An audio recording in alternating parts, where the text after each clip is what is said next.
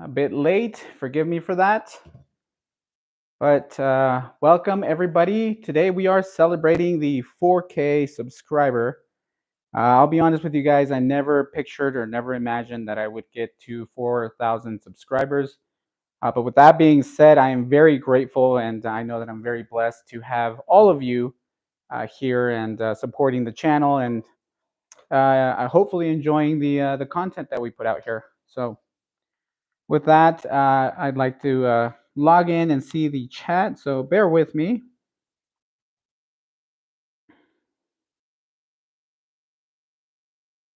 Alrighty, let's see. There we go. Hello, Val's Black Cats Rule. Val's Black Cats Rule. Good to see you. Rick, welcome. Who else do we have? Cynthia Wesley, welcome. Thank you guys for being here. Hey, winners. We know, well, no, we lucky has gone down the drain, but we still excited for the show. Thank you guys. So last week, I will apologize for last week. I was a little bit out of my zone, out of my game, and I was having issues. So I did cut it a little shorter than usual. I didn't really keep going. We were about 40 to 50 minutes in. I do want to apologize. As I mentioned, last week's live was a bit of a mishap. Like I said, I wasn't really in the game, and I felt just out of place, and things weren't going the way I wanted them. So you know, things happen, and when things go live, it's hard to kind of get things going and get momentum.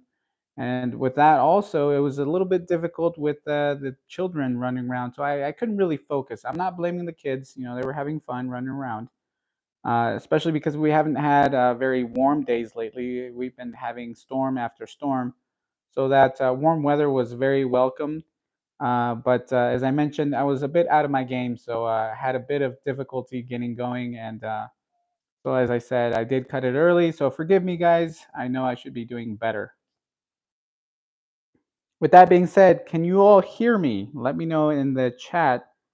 Hello to Kimberly Miller. Thank you for showing up. My real name. Good evening.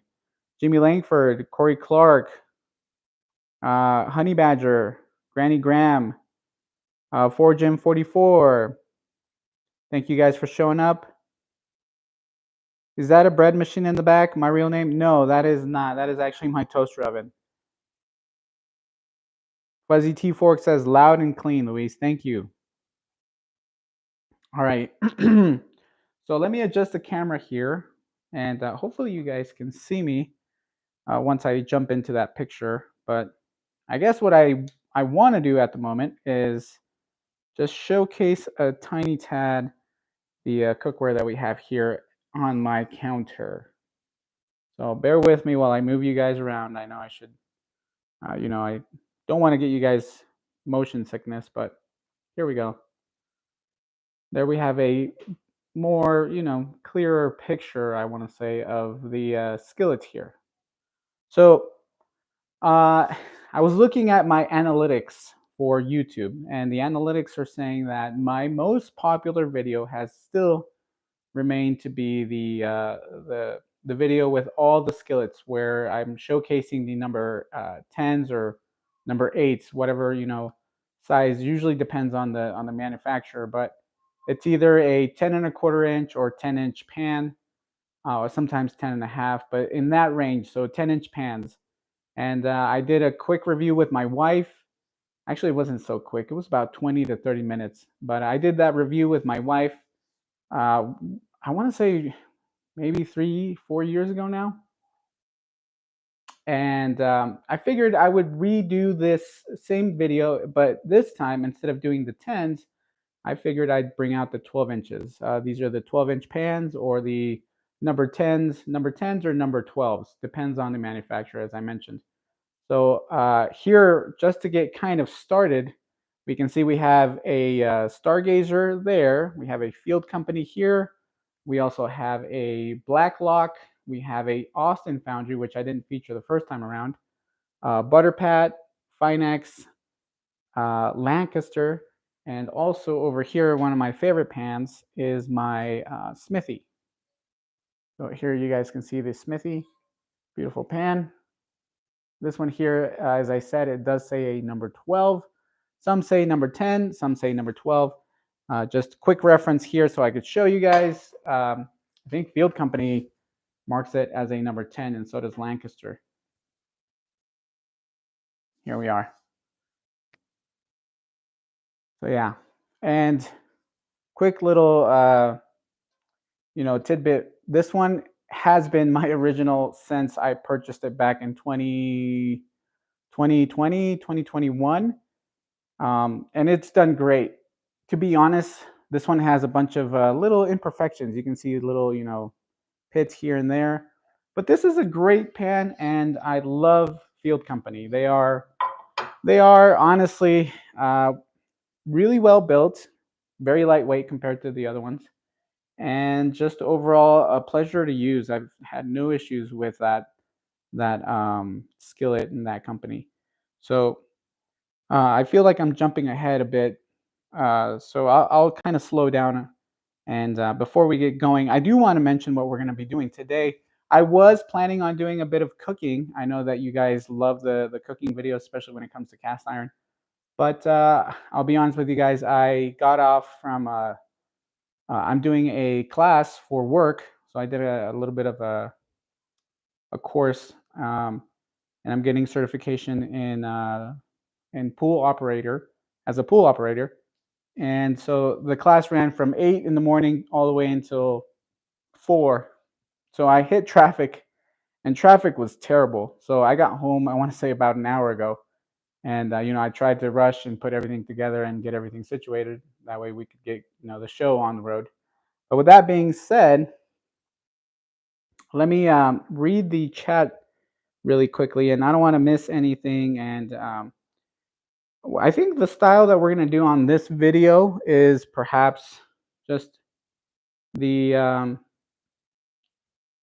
you guys can ask me questions, and I'll showcase.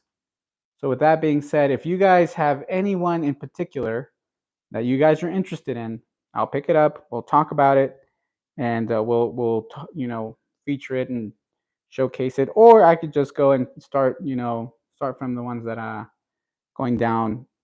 We'll choose either starting from the top or the bottom. You guys let me know.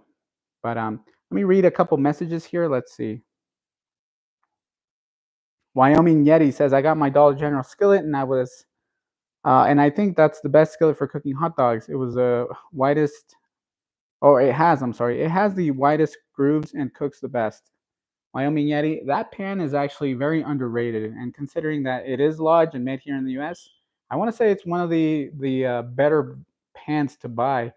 And I say that because obviously it doesn't have the high edges and the the shallow edges, or the shorter edges make it more usable. I want to say, you can get in there, and if you got to scrape something up, if it did get stuck onto the grill, the grill grooves, then it's easier to just get it off that, and compared to the other ones where you kind of have to go at an angle. In my opinion, I think it's a great little pan, and even though it's for the Dollar General, I think it's great. If you guys haven't checked out those Lodge pans, I would just go to check it out. They're not expensive. You can go and take a look, and if you guys want to pick one up, I'm telling you guys, you're not going to be disappointed. Let's see. Fuzzy T Fork says, about how many cast iron items do you have at a guess? I want to say that my collection is at around 250 to 300. So I want to say, I'm not sure though. It could be more, it could be less. But if I'm going to be honest with you guys, I have, out of the new ones, the modern elite cast iron, I want to say about the whole sets. So every single skillet or pan or whatever it is that the company has, I usually have it, and that's including Dutch ovens, grill pans, griddles, you name it. So I have a lot of the modern stuff. I also have a good collection of the vintage stuff. I want to say about maybe close to 50 or 100, maybe about 75. We'll go there halfway. About 75 vintage skillets and Dutch ovens, and then I want to say about maybe 100 of the modern stuff, and that's including Lodge, which Lodge has to be my largest, modern cookware. I have a lot of the SK8s or the 10-inch pans. I got way too many, and it's just because Lodge does a lot of collectibles, and it's hard to kind of pass them up because they're pretty awesome, and I like them a lot. So, to be honest, maybe I want to say in the 170, one or 200, 170 to 200 range. To be honest. Um, but with that, let's see. Anything else? If there isn't much else, then I think we can continue. And then to be honest, then I think what I will do is I'll talk about it and I'll weigh them for you guys along with giving you guys measurements. So it's kind of a showcasing. So we'll be showcasing the 12-inch pans, the number 10s or number 12s, depending on the manufacturer. All right. So with that being said, let's get started. I think what I'll start with is Smithey. So let me see if I can get the camera a bit more situated now that you guys got to see the pans. Let's move the pans a bit. Or I'm sorry, the camera. All righty. And, oh, what happened there? I have no idea. All right, so here we go. That just so you guys can kind of see me. There we go. All right.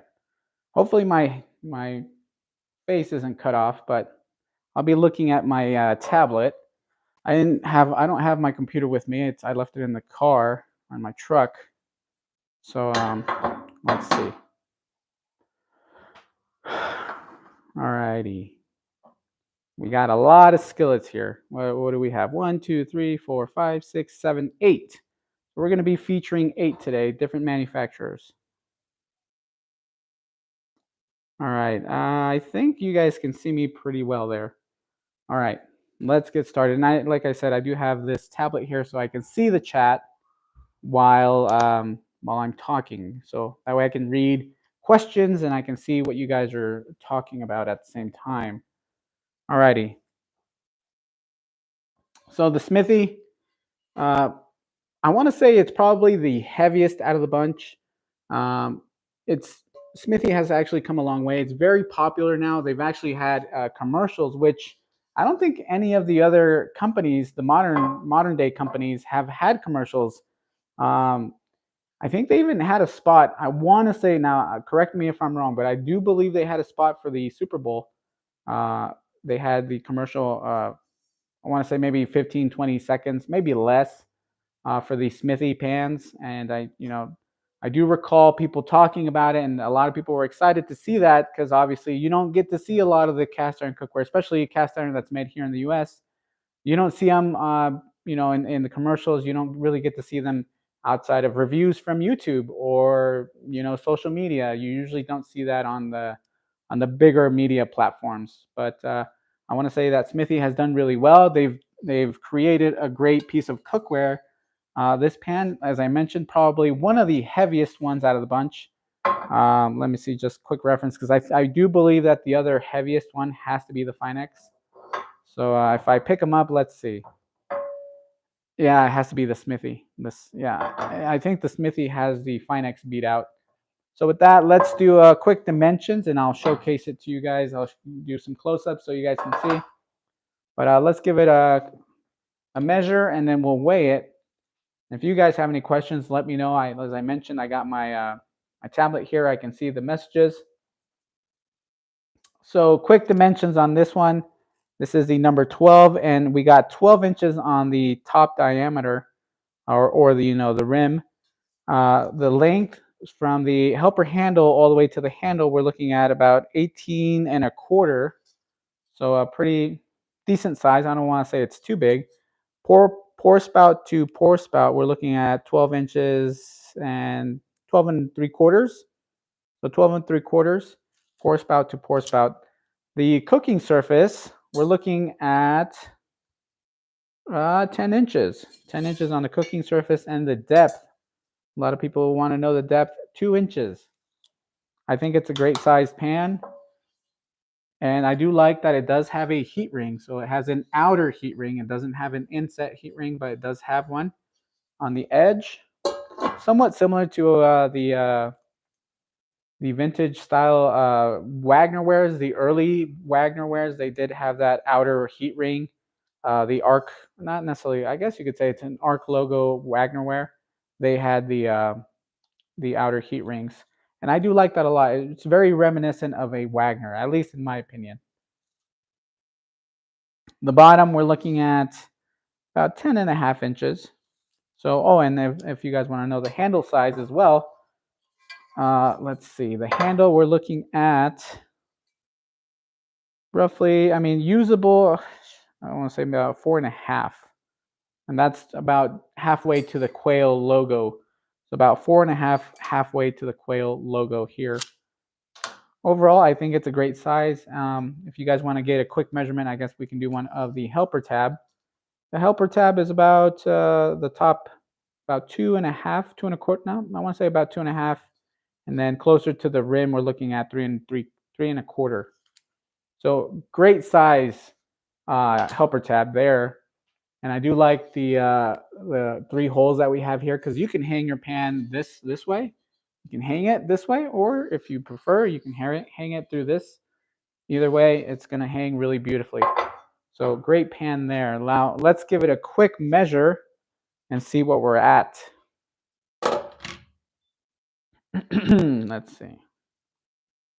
We're in grams. Let's go to pounds. Alrighty, guys. And this one is coming in at 8 pounds, 0.2 ounces. So 8 pounds in total with the Smithey. So pretty heavy. Keep that in mind, 8 pounds. And then we'll be weighing all the other ones. So we'll see which one is the lightest. But I want to say 8 pounds is probably going to be the heaviest out of the bunch. Alrighty, with that, if you guys have any questions, let me know. Let me just do a quick close-up so you guys can see it. Here we are. Beautiful patina. The underside. And I love using this pan. Maybe some of you don't believe that I use it, but believe me, I use all my stuff. And I do all kinds of food here, whether it's acidic or greasy or deep frying. It doesn't matter. I'll use my pans for anything and everything. So don't be afraid to use your cast iron cookware for almost all types of cooking. All right. Alrighty, guys. Any questions? Let me look at the chat and we'll see what you guys are saying. Price on that Smithey has gone up. I want to say it's about $220 now. Don't hold me to that, but I do believe that it is around $220. About 2 years ago, they were being sold for about $180. So I do believe that they're about $220 now for the 12-inch, and the 10-inch is going for roughly, I think it's 170, about 170. Back in 2020, 2021, it was going for about 160. So I think there is I want to say roughly a $10 difference on the 10-inch, and for the 12-inch, I think it's either at 200 or 220. There is a significant price bump on those. Obviously, with the economy, we've had with the inflation, shrinkflation, and all that stuff, we just prices have gone up, and it's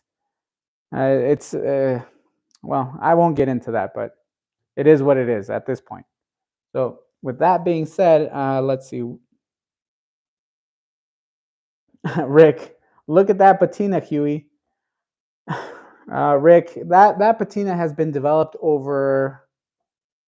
When was it that I did that first review? The initial review, I think, was back in 2021. So I got about 3 years ahead of Huey. So I know Huey's having some trouble with the patina on that. But Huey, don't give up. They perform beautifully. And I'll tell you, they sear like no other. I've had no issues with searing any kind of proteins. And that's what I love this pan for. It's either deep frying or searing. They'll hold heat, and they leave beautiful, the Maillard reaction in those. It's great. And the reason being is that there's so much mass in those pans. As I mentioned, 8 pounds, it weighs a lot. And most of you are probably, saying that pan is way too heavy for that size. Yeah, I agree. There's other pans out there that will be lighter, but with that, there's always pros and cons. So if you want really, a pan that's going to do a good sear on a nice piece of steak, and you don't want that steaming effect and that almost discoloration of your steak, then you need something that has more mass and that can retain heat. And the Smithey, perfect for that. Also, the other one that I believe is really good with protein has to be Finex. So with that, I think we can jump into the Finex.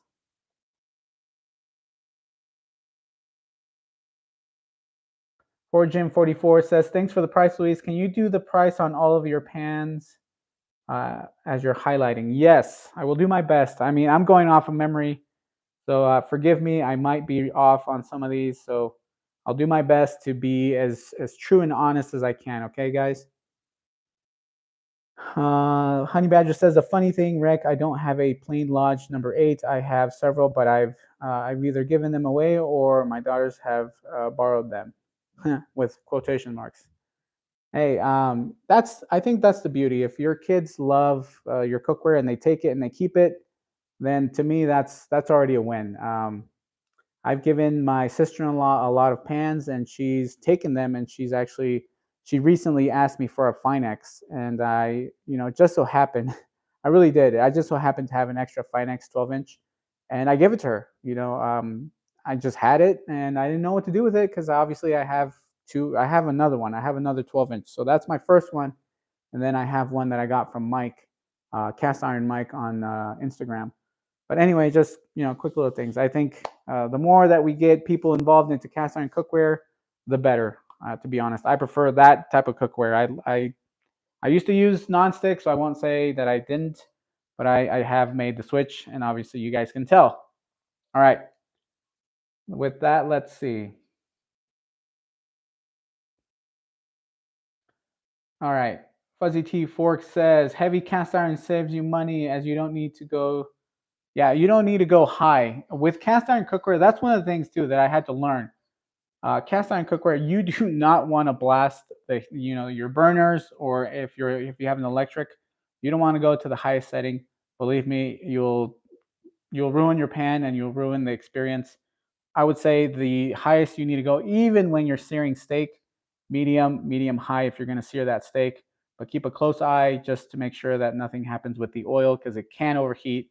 Cast Iron Chaos has a great video showcasing of what can happen if you leave your pan unattended with oil inside. He's crazy. He did that whole video where he almost caught his apartment at that time almost on fire. But anyway, let's keep going. As I mentioned, we're now showcasing my Finex. This one here has also been my original. I have not changed it or gotten a different one. This one is the original, and you can tell by the seasoning. So let's showcase the seasoning for now, and then we'll get going with the everything else. So you can see seasoning is there, perfect, very beautiful. I've took these guys to Lake Tahoe. We went camping with these. They did a great job, and they came in, as the youth says, they came in clutch with just tortillas because we didn't have a comal or a griddle to heat up some tortillas because we did steaks. We grilled some steaks, but we didn't have something to heat up some tortillas. So we used these, and we also did some other veggies. So it was great. It came in clutch, as the youth likes to say.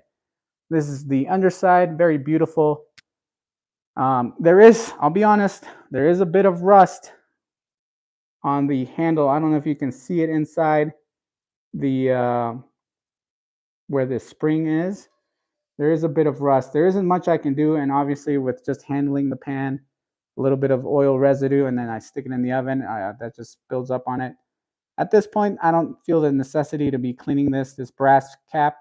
I think it's more than fine. I mean, just shows that I do use these pans. And as I mentioned, great seasoning on these. They develop really well.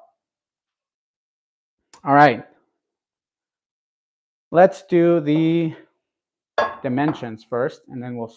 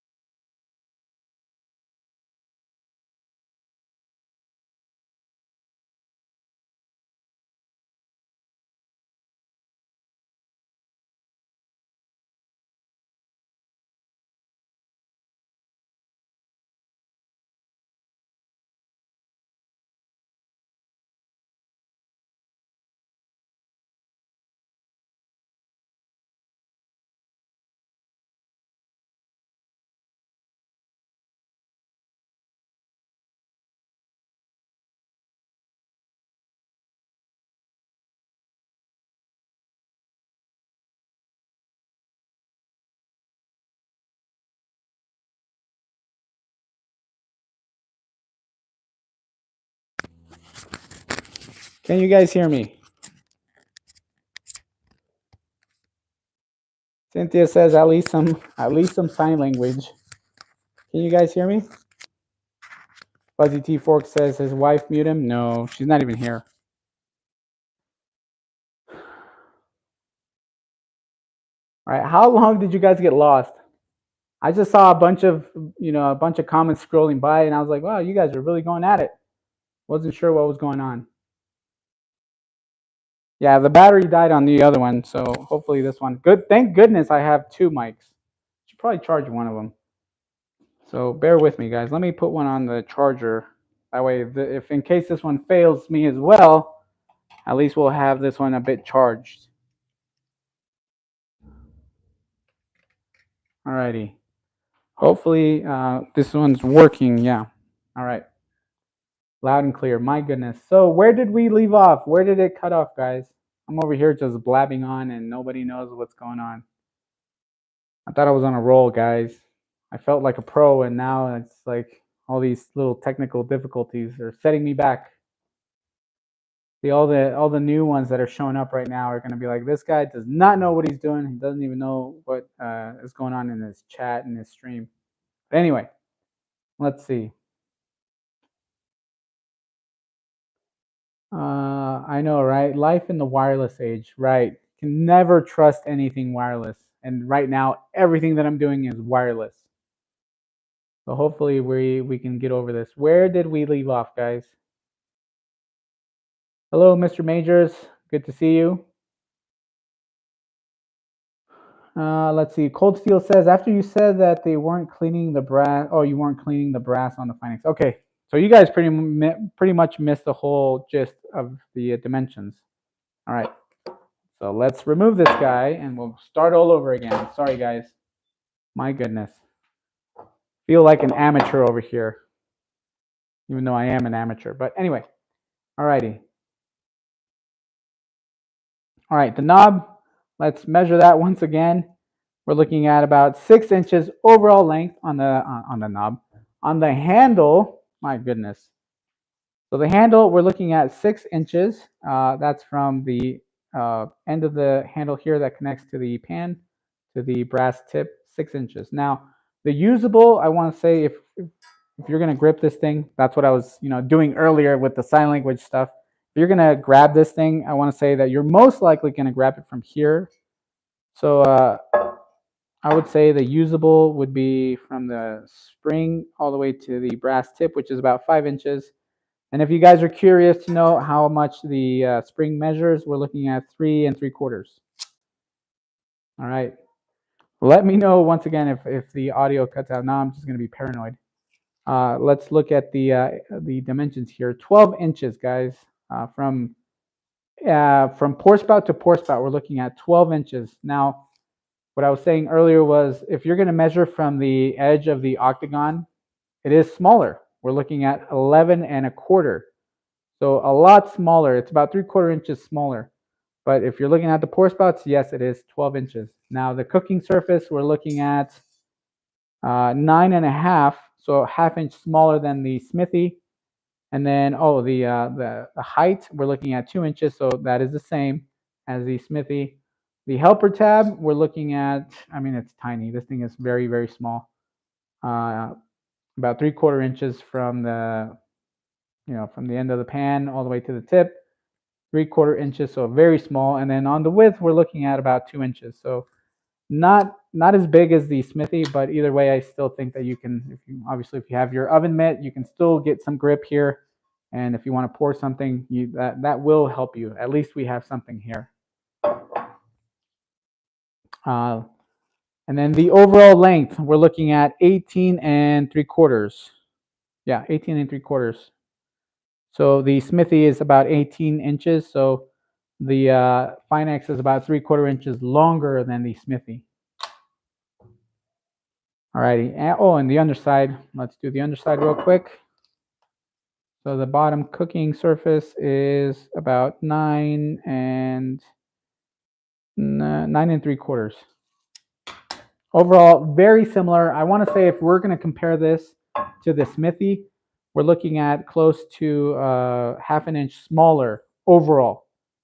You know, in all dimensions, about half an inch smaller than the Smithey. So let's do the weight. Now, I want to know, what do you guys think? Is this going to be heavier or is it going to be lighter than the Smithey? So throw some guesses out there, guys.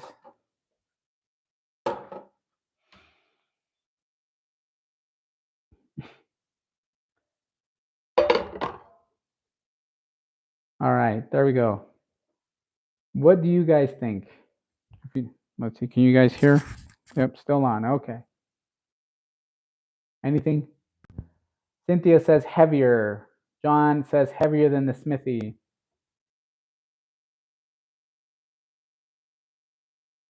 Mercy B says, I've been having ringing in my ears. I thought I had lost my hearing for good. No, that's not, well, hopefully it's nothing. But you might be, it might be allergies, to be honest. Maybe you're not draining properly. My wife gets that all the time. Let's see. Most of you guys are saying heavier, except for Val's Black Cat's rule, which is correct. Val's Black Cat's rule, you are correct. The Finex is 7 pounds, 10 ounces. So 7 pounds, 10 ounces. That is about maybe, there's 16 ounces in 1 pound. So that's 6 ounces. 6 ounces lighter, which, to be honest, it's not that much, but it is lighter than the Smithey. And maybe, I mean, maybe it does count because it did feel lighter when I initially grabbed one and the other. But very similar, I'll be honest. All right. Now we're moving down, guys. And then, oh, just so you guys know, we are doing a giveaway after this, and we'll do a little pause right here, I guess, and I'll show you guys what we're doing the giveaway about, or what it's about. I know a lot of you guys have mentioned that you guys want more content with smaller pans, so I figured I will upload some videos using the smaller skillets. And with that being said, I did find this cool little it's an 8-inch Lodge, standard, nothing fancy, but it does come with a smaller version of these silicone. Well, I mean, I don't even know what it's called, but these silicone handles here for the or a cover. I'm sorry, for the handle here. I'll be honest, they're not the greatest thing in the world, but in a pinch, it'll help you lift the pan. So if you guys want to, move it from one place to the other, slide it on, and in a pinch, it will help. These are rated about 350, so I mean, you can bake with them. I wouldn't leave them on, and I wouldn't leave them on while you're cooking. But overall, I feel like this is a great little pan. So if any of you are interested, this is going to be in the giveaway for today, along with, not just that one, we'll do another one, with the new pans that Lodge just released in collaboration with Dolly Parton. And I have here the 10-inch. Pretty cool. I like that it has this little sticker of authenticity here. It's even numbered, and all these are numbered differently. They have different numbers on these little stickers here. And pretty cool design. That's what's on the underside. Obviously, it's not colored, but cool little pan. And I like the design on this one, so we decided to pick this one up. So if anybody's interested, we'll do the giveaway at the end of this live for this pan, along with that 8-inch. All right, guys? So stay tuned. Towards the end, we'll do the live, as we usually do. And I might have another surprise. I don't know yet. We'll see. All right, let's continue. Now, if you guys have any questions on any of this stuff, let me know. The Finex, actually, I almost forgot about the price. Finex ranges from $175 to $180 when I first purchased back in 2021. They are no longer that price. I do believe that these are about $200 as well. So very similar in price to the Smithey. If you guys are looking to pick one up, obviously they do offer lids, just like Smithey. Smithey does not offer necessarily a cast iron lid. They do offer glass lids. They have a glass cover from their Dutch oven that does fit that 12-inch, but I mean, you have to have the Dutch oven. They don't sell those separately. For the Smithey, for the Finex, they do have their own lids. So if you want to buy the lid with the pan, I think that goes up to like 320, 350. If you do that set, it is expensive. I'll be honest. But $200 for the 200. Well, depends on where you buy it. 200 to 220 for the Finex 12-inch, number 12. All right, guys. So with that, let's move on. Let's keep going. If you guys have any questions, let me know. I'll read the chat, and that way I don't miss anything in case this microphone decides to die.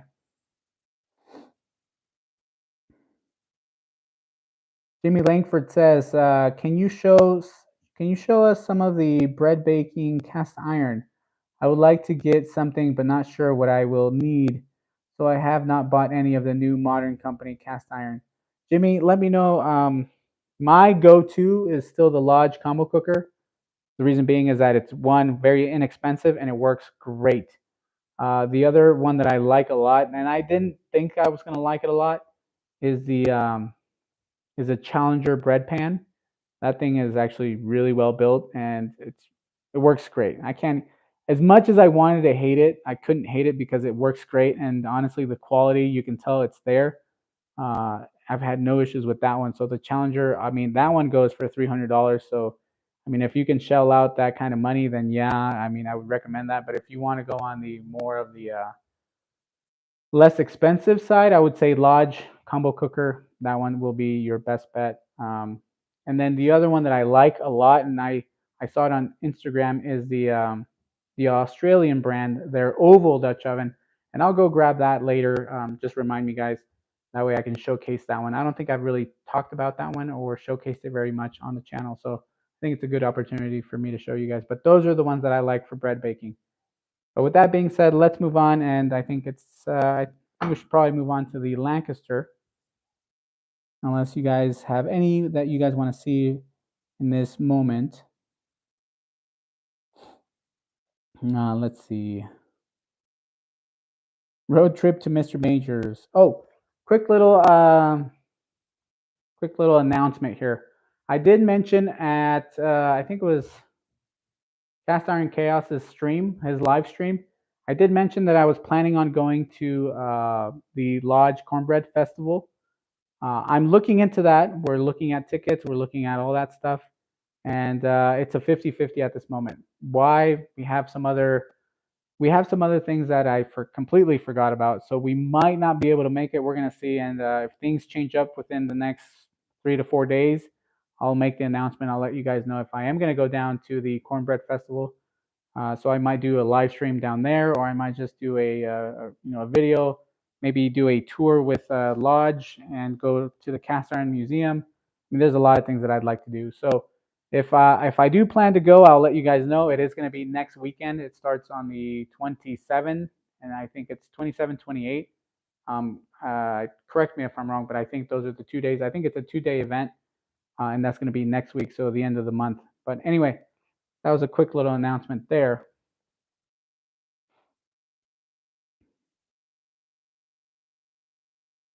Cynthia Wesley says, "I love hearing Louise talk about the modern boutique pans. It's a beautiful dream." I know, guys, these can be a bit pricey, but Cowboy Kent Rollins has a point when he says this, and I started my channel based off of Cowboy Kent Rollins by Cast Iron Chaos, from the Culinary Fanatic, Lady Liberty Stacker from Backwoods Gourmet. All these guys inspired me to do the channel. So with that being said, they've all pretty much have said that cast iron is an investment. And it's true. I mean, you buy these pans, but they will last you a lifetime. And the best thing about it is that you can pass it down. It's like Honey Badger that mentioned that his kiddos, they borrowed the pans, and I think that's a great thing. That's a good problem to have, in my opinion. I hope that my kids one day, when they get older, they see me cooking their meals in cast iron, that they'll enjoy cooking with cast iron as well, and hopefully develop some love for cast iron cookware, especially the modern stuff and even the vintage stuff, because the vintage stuff is awesome. So with that being said, let's move on, and I think I will start showcasing the Lancaster. So this is the number 10. This was a lot heavier than I thought. I almost not pulled out my elbow there. But anyway, I thought it was going to be lighter. All right, let's showcase this pan real quick. Close up here. You can tell, obviously, that it's been on my burner. You can see a little bit of that seasoning that's been burnt off.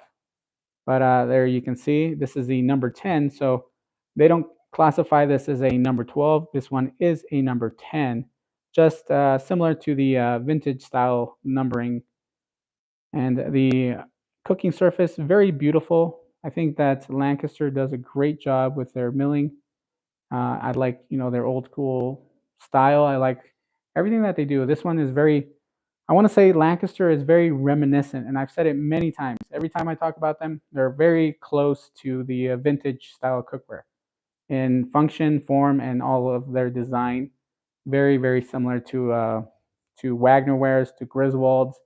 So I like this pan a lot. Now, first thing you can tell here is that this one does not have a helper tab at all. So that's one thing I wish it did have.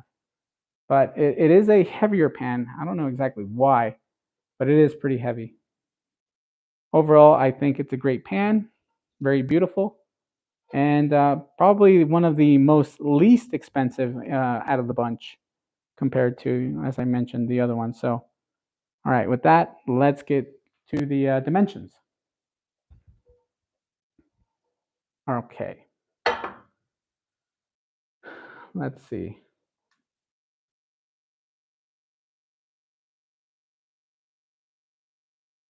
And so my thoughts on trouble: don't get in trouble or don't get caught. Yep. Val's Black Cat's rule is asking yellow cap or red to remove old crust. Anyone? Yellow cap. That one has lye in it. All right. That's my opinion. Uh, let's see. The diameter on the top rim, we're looking at 11 and about 11 and 5/8. Not necessarily a half. It's a little bit more than half, and it's a little bit less than 3/4. So I want to say about 5/8. Uh, so pretty good size, 11 5/8. The pour spout to pour spout, we're looking at 12 and a half. And the overall length, we're looking at 16 and a half. So shorter than the Smithey, obviously, because it doesn't have a pour spout. And I want to say the wider than the other guys. No, actually smaller than the other guys. Yeah, the other guys are 12 inches, right? My goodness. Yeah. Yeah, so this one is a bit smaller than the Smithey, and I mean, I want to say that if we're gonna be honest, the Finex is pretty small. So I want to say around the same size as the Finex. But anyway, the inside cooking surface is bigger. We're looking at about about 10 inches. So the same as the Smithey, 10 inches. So cooking surface is going to be the same as the Smithey. The top diameter is about a bit smaller, which means that the sidewalls are not as slanted. They're a bit more straight, just so you guys know. The handle, we're looking at about 5 inches, so a good sized handle. And I do like the handle. It's very comfortable. And I do like that it rolls off the edges here. Let's see. Now let's look at the underside. And we're looking at about 10 and a half on the underside. So the underside is wider than the Finex and the Smithey. Now, I do want to say that I believed this one was going to be the lighter one, but that's not the case because right now that I picked it up, it's pretty heavy. So my guess is going to be that it's around the same weight as the Finex, around the 7 pounds, 10 ounces. So far, the Smithey has been the heaviest at 8 pounds. All right, guys. So with that, let's weigh it, and then we'll see where we're at. Oh, wow. Okay, I was completely wrong. What's going on with me? Must be that I'm tired. All right, 6 pounds, 2.7 ounces. So far, the lightest out of the bunch. 6 pounds, 2.7 ounces. So closer to the 6 and closer to the 7. So yeah, almost 2 pounds lighter than the Smithey, and about a pound and a half lighter than the Finex. So I don't know. I guess I'm just being ridiculous. Overall, I think it's a great pan. I love Lancaster. Like I said, they're the ones that are the closest to vintage cookware. And vintage cookware, they didn't add the helper tab. These sizes didn't have a helper tab. If you went a bit bigger, I think they did have one.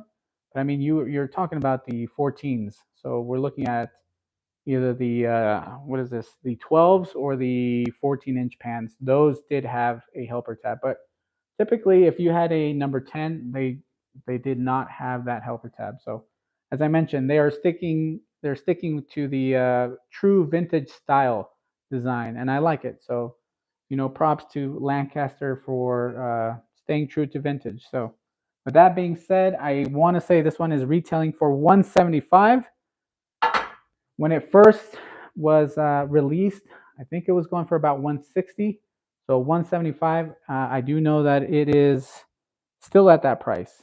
So not that expensive. It's only gone about $10 higher over the year or two. My son is trying to talk to me, guys. What's going on? YouTube can't hear you.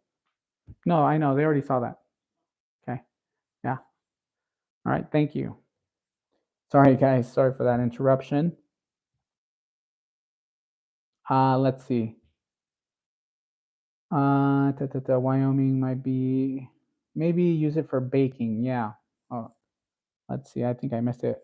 Panfoolery, thank you for the donation, $1.99. Thank you very much, Panfoolery. I appreciate that. Helps out the channel. Uh, let's see. Dubs has that T-file. She loves it. Oh yeah, Honey Badger. We all know, and we love to tease Cynthia about the T-file. I mean, she's all about it. But you know what? Cynthia can't even say that she doesn't have any of that bougie cast iron. She does. She managed to get a Heather skillet and some other ones. I think she even has a Griswold. I mean, she's got some bougie cast iron, that for sure. So she's a liar, I'll tell you. Don't let her fool you guys. All right. Let's move on to Austin Foundry cookware, which I haven't really showcased on the channel. If you guys saw the first video that I showcased, I want to say about 8 pans as well, Austin Foundry was not in that showcasing. And this time around, we do have a pan. Now, I will say, though, that this one is not the 12-inch, but it is close. It is an 11-inch pan. And I did want to showcase Austin Foundry since I do like it a lot. So with that being said, let's keep going. Oh, Jeanette, thank you for that. She says, congrats on the 4,000 subscribers. Thank you. Alrighty, I think with that, let's keep going. All right, so this is Austin Foundry Cookware from Sheboygan, Wisconsin. These guys are awesome. So that is the underside. They are third generation foundry owners. So they've been producing a lot of cast iron. And I think they just got back into cookware, or I'm not sure if they have been in cookware, but obviously they've been around for some time. They have their own foundry. They pour all by hand, just as you see here on this depiction or this image here. So I do like that. It's a very small company, but they produce really great cookware. And the difference about this pan compared to the other stuff is they do micro etching to the cooking surface that's not similar to any of these other ones. So none of them have this cooking surface, and I say that because it's a weird texture. It's smooth. It feels extremely smooth. You don't feel any kind of ridges whatsoever, and seasoning sticks onto this pan like no other. So that's one thing. So if you guys want a pan that you don't have to baby, you guys want a skillet that you can just cook and not even have to worry about seasoning, this is probably your go-to one besides Lodge. This one here has had no issues accepting seasoning. I have only used it, I want to say, less than 20 times. So it's not been used. It hasn't been in the rotation is frequent, but I am going to start showcasing this pan. Now, one thing though that I that I don't like about this pan has to be the handle. This handle is extremely heavy and it's a solid piece. I do wish that they would have added a hanging hole here, or maybe they should have added like 3 holes here to kind of get rid of that weight. So that does this is extremely heavy. So the pan itself is very lightweight. The sidewalls are very thin. The cooking surface and the underside of the pan very thin, not so thick. But this just kills the weight, and it's offset on the weight. It's not balanced, so it's a little difficult to work with. Not that you're going to be, lifting the pan and doing a lot of, sautéing motions in this, but either way, as I mentioned, I do wish that they do something about the handle. Either hollow it or add a something here where it's thinner, or I don't know, something. But with that being said, that is this pan. I love the cooking surface. The only gripe that I have is just the handle. Now, the other thing that I do want to say is that this actually works really well. This wide, this forked design, it does keep this from heating up so quickly. But once this guy heats up, yeah, it's going to take about an hour or so to cool down. So that's, as I mentioned, those are the downsides of this pan. All right, now let's get into the dimensions. As I mentioned, this one is the 11-inch. Not sure if you guys caught it, but this is the 11-inch model. They do have a 12, they have a 10, and they also have a 10-inch dual handle and a 12-inch dual handle pan. And I think for the moment, that's all they have in their lineup. Let's see. Rick says, I think the whole cast iron community knows about Dubs and her T-foul. Yep, I think they do. All right, so let's go to the dimensions. I don't want to be slowing down too much. So we're looking at 11.5 on the rim. So top rim diameter 11.5. Pour spout to pour spout. I don't know why I have such a hard time saying that. We're looking at 12 inches. Overall length from the helper tab to the end of the handle, we're looking at 19. What is that? 19 and a quarter. 19 and a quarter inches. The helper tab itself is about 1 inch in length. And then the width is actually a really good size, almost 4 inches. So the helper tab itself, I do like a lot. The design is great. I like that. It's just the handle. I wish they would have done something with the handle, but that's just me, ranting. Let's see, the handle length from the forked end here, we're looking at 6 inches. Now, if we're looking at the from the edge of the pan all the way to the end of the handle, we're looking at 7 and a quarter. So pretty big handle, pretty big sized handle. I want to say that it's about the same size as the Stargazer's handle, although this handle is a bit more comfortable since it's rounded, and it does have that design where it's almost designed to be held. So it has these ridges here for your fingers. The handle feels great. Don't get me wrong. I just do wish that they would have gotten rid of some of that weight here. But other than that, great pan, cooks really well, had no issues. The searing capability of this though is not as great as the Smithey or the Finex, and even the Lancaster. This one, since it is a thinner pan, still does a great job, but you get better Maillard reactions in the Finex and the Smithey. The Lancaster and the Austin Foundry, very close, but I do think that this one does have a bit more mass and a bit more weight on the bottom that allows a bit more searing capability.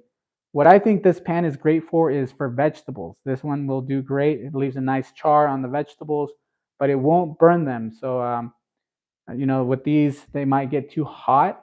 And this one here, since it doesn't have that much mass, it won't get as hot as these. You can maintain the heat You can dial it down pretty quickly and it'll cool down quicker than those. So that's a benefit for more delicate items, especially if you're doing fish. This one I think is great for fish and for vegetables. So if you guys are considering a pan for that kind of protein or those kind of vegetables, this one I think is going to do a great job. So that's one to consider. Now, price wise, this one is $140.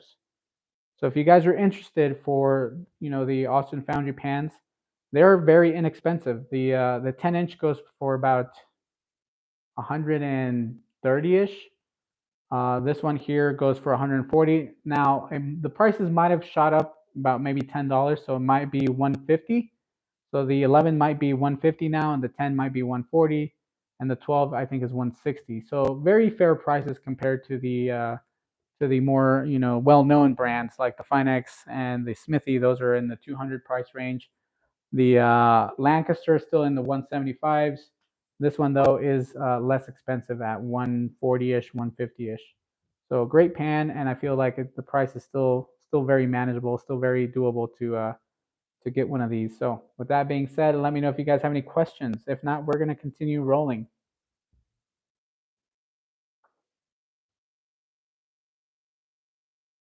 Fuzzy T Fork, thank you for that.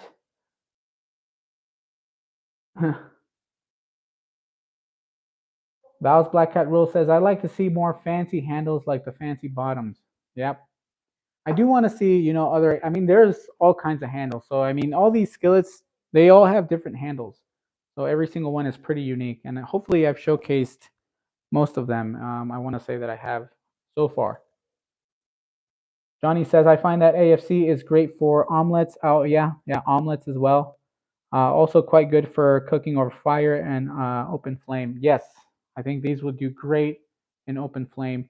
Now, the only underside to that is that, or the downside, I'm sorry, the downside to this one is that the underside is very thin compared to the Smithey and the Finex and even the Lancaster.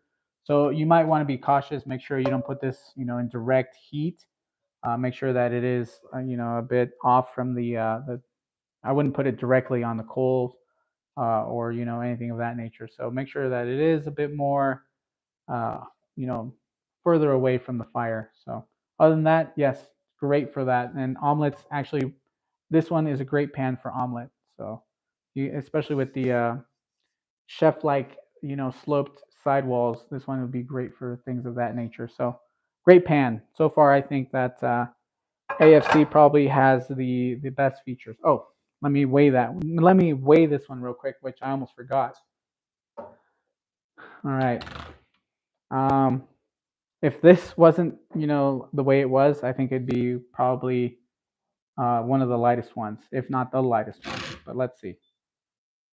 So far, the Lancaster is at 7 pounds. What was it? 7.2? Or I'm sorry, 6.2.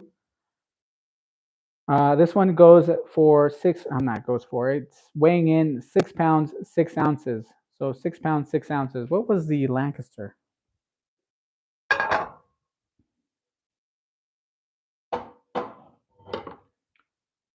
The Lancaster is at 6 pounds, 6 pounds, 2 ounces, 3 ounces.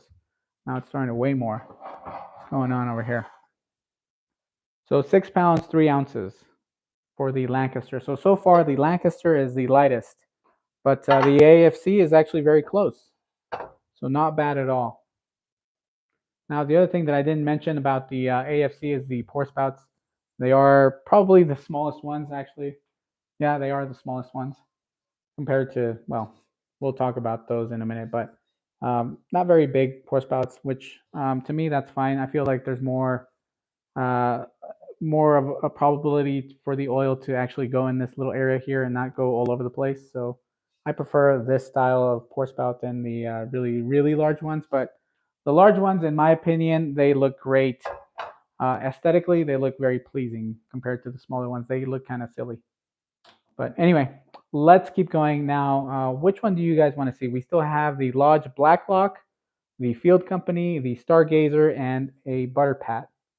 Which one do you guys want to see next? Well, I read some messages here to get kind of caught up. Mercy B says, sounds like I'm just going to have to stick with Lodge. Mercy, I think you can probably, go for the Black Lock. The Black Lock is very underrated, so I would consider the Black Lock if you want to go a bit fancy but not too extravagant. Honey Badger says, I'm a Piqua favorite and Wapak collector, but Griswold large block logo is probably the best looking pants in my opinion. I believe you are correct. Although I think the Wapak, the headdress, the Indian medallion headdress, that one has to be my favorite pan, and that's the one that I do not own. And I've been considering of just buying one on eBay or buying one off of Etsy, but I can't justify the price. I mean, they're going for like $500 to $600, and I don't want to drop that much money. I'd rather just if I can come across something that's a bit less expensive, I might consider. Although if my wife, sees that, she'd probably kill me. So at that point, either I live or I get a pan. I get a pan and enjoy it for a couple of days until she finds out, and then I won't be around to enjoy it any longer. No, but she's very comprehensive, and she knows that I'm very this is my hobby, and I love cooking, and it goes hand in hand. So she enjoys the food, and she enjoys the fact that I have a hobby. So uh, my wife isn't that crazy, thank goodness.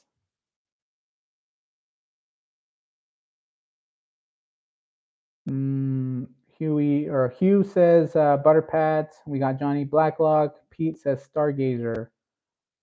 Uh, Field Finex and Lancaster are my favorite. That's my experience. All right, Crash Book 13.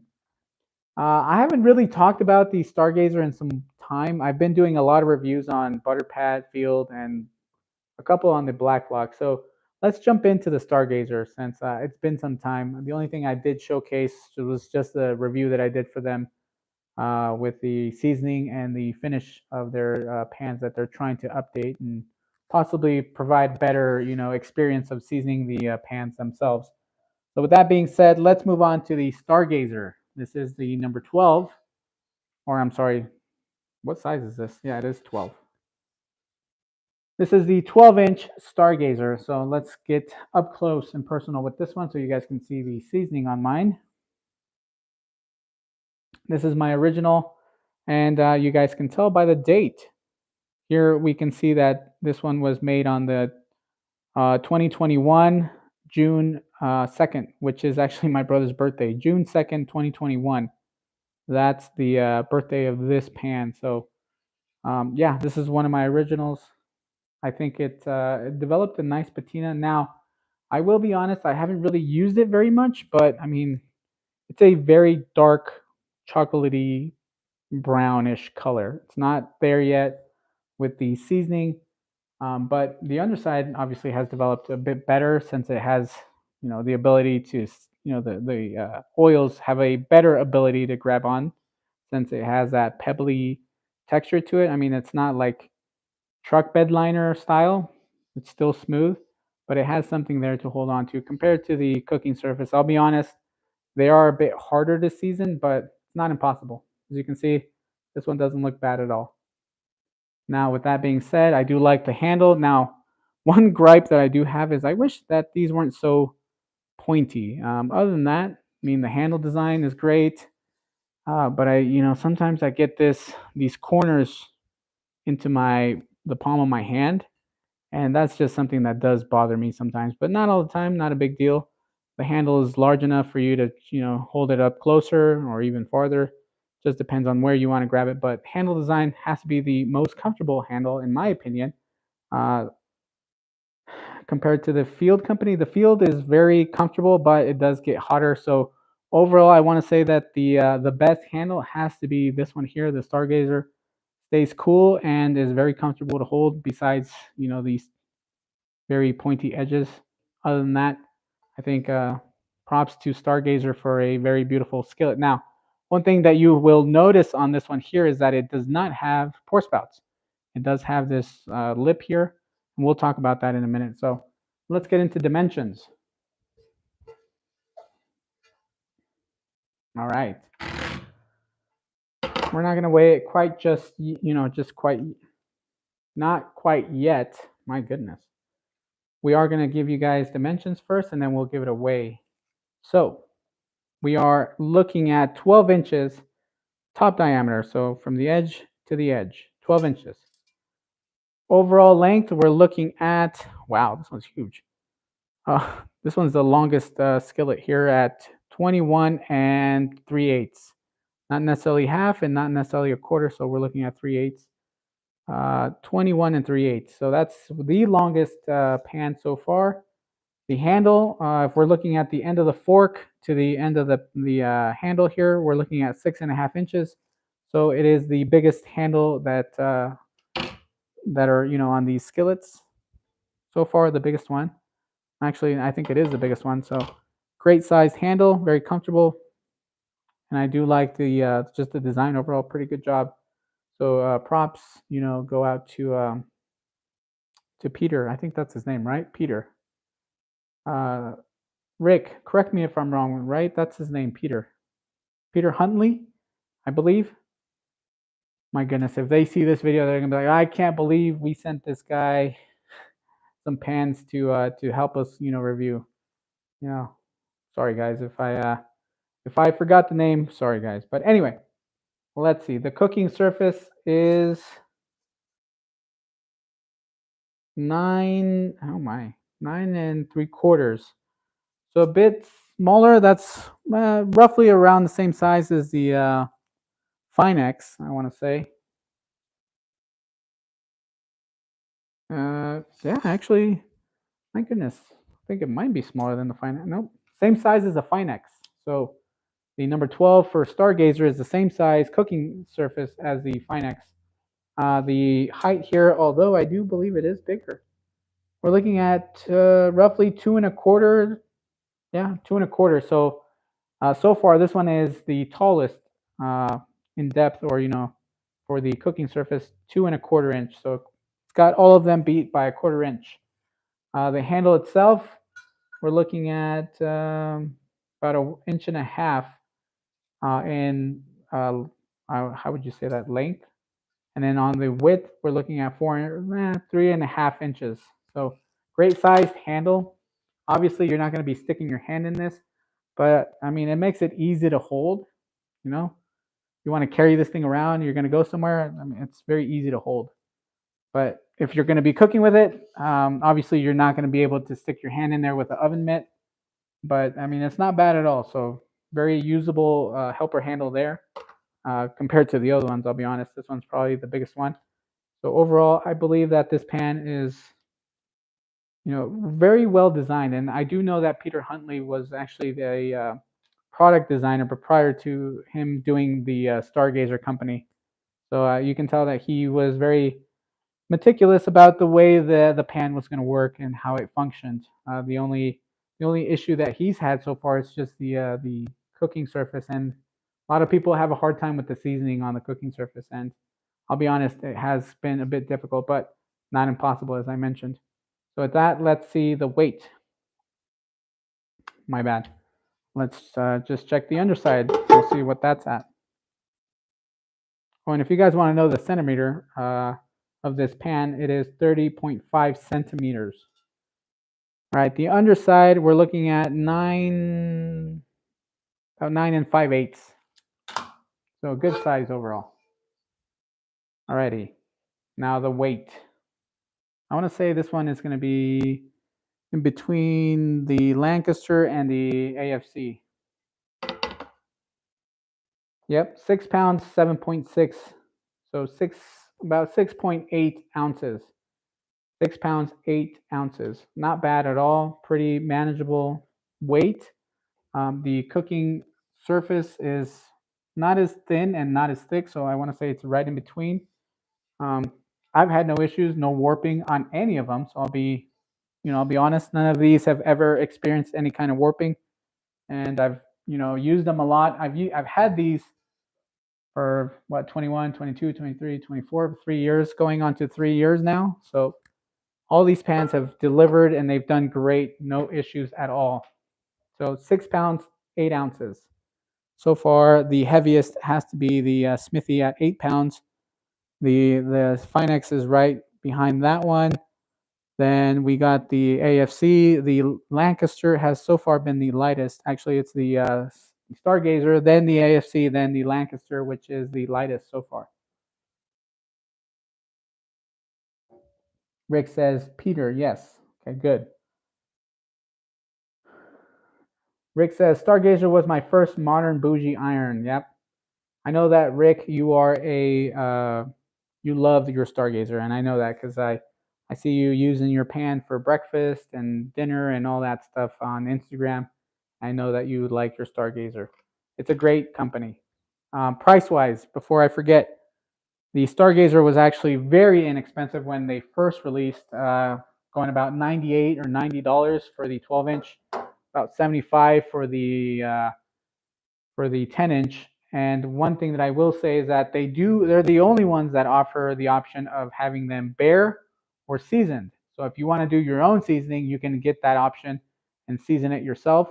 And I did that with my 13.5-inch dual pan, and I prefer it that way. I think these cast iron manufacturers should give that option to those that want to season their own pans. I mean, there is a lot of knowledge nowadays, and people know how to season, and they love seasoning their own cast iron cookware in their own methods, and what they do usually works for them. So I wish that Lodge would offer unseasoned cookware. Same thing with Field Company, Finex, Smithey, Lancaster, all of them. If they offered, they would be, I think, obviously less inexpensive, and at the same time, then things would be be cranking out a lot quicker, shipping out faster, and I think people would enjoy the fact that they get to season their own pans as well. So I know Vintage Iron was unseasoned, but when they would ship, they just probably had a coat of oil or something like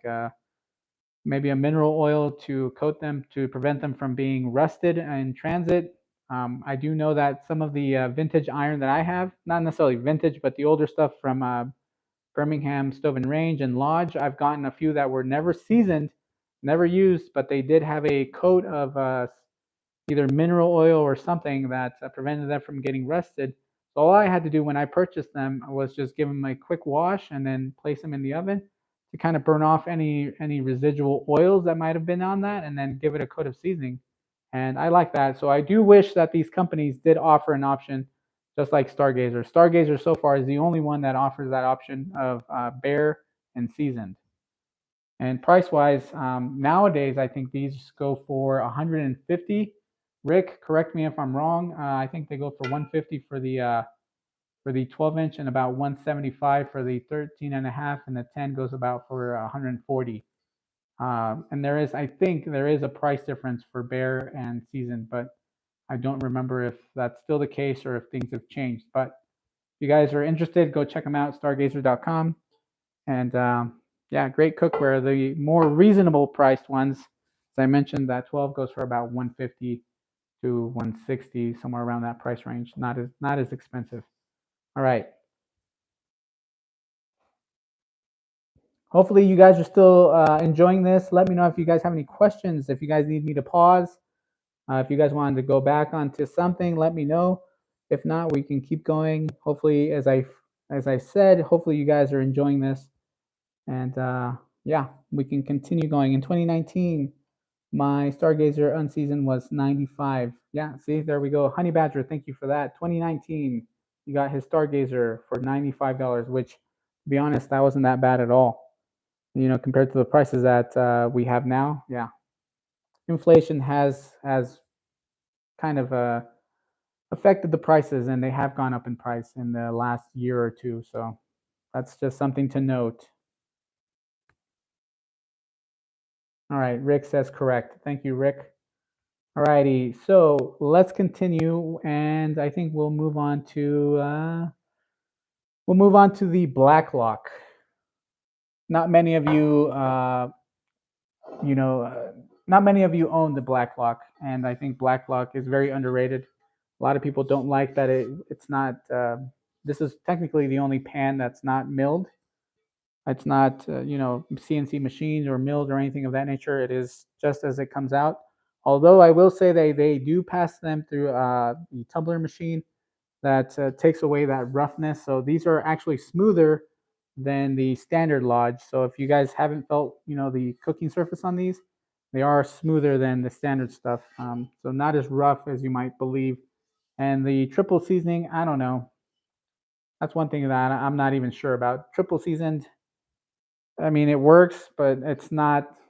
I mean, to me, it's like standard seasoning from Lodge, and it's not bad. It's not great. It's good. It's just there, But you can start off. You don't have to really do much, in my opinion.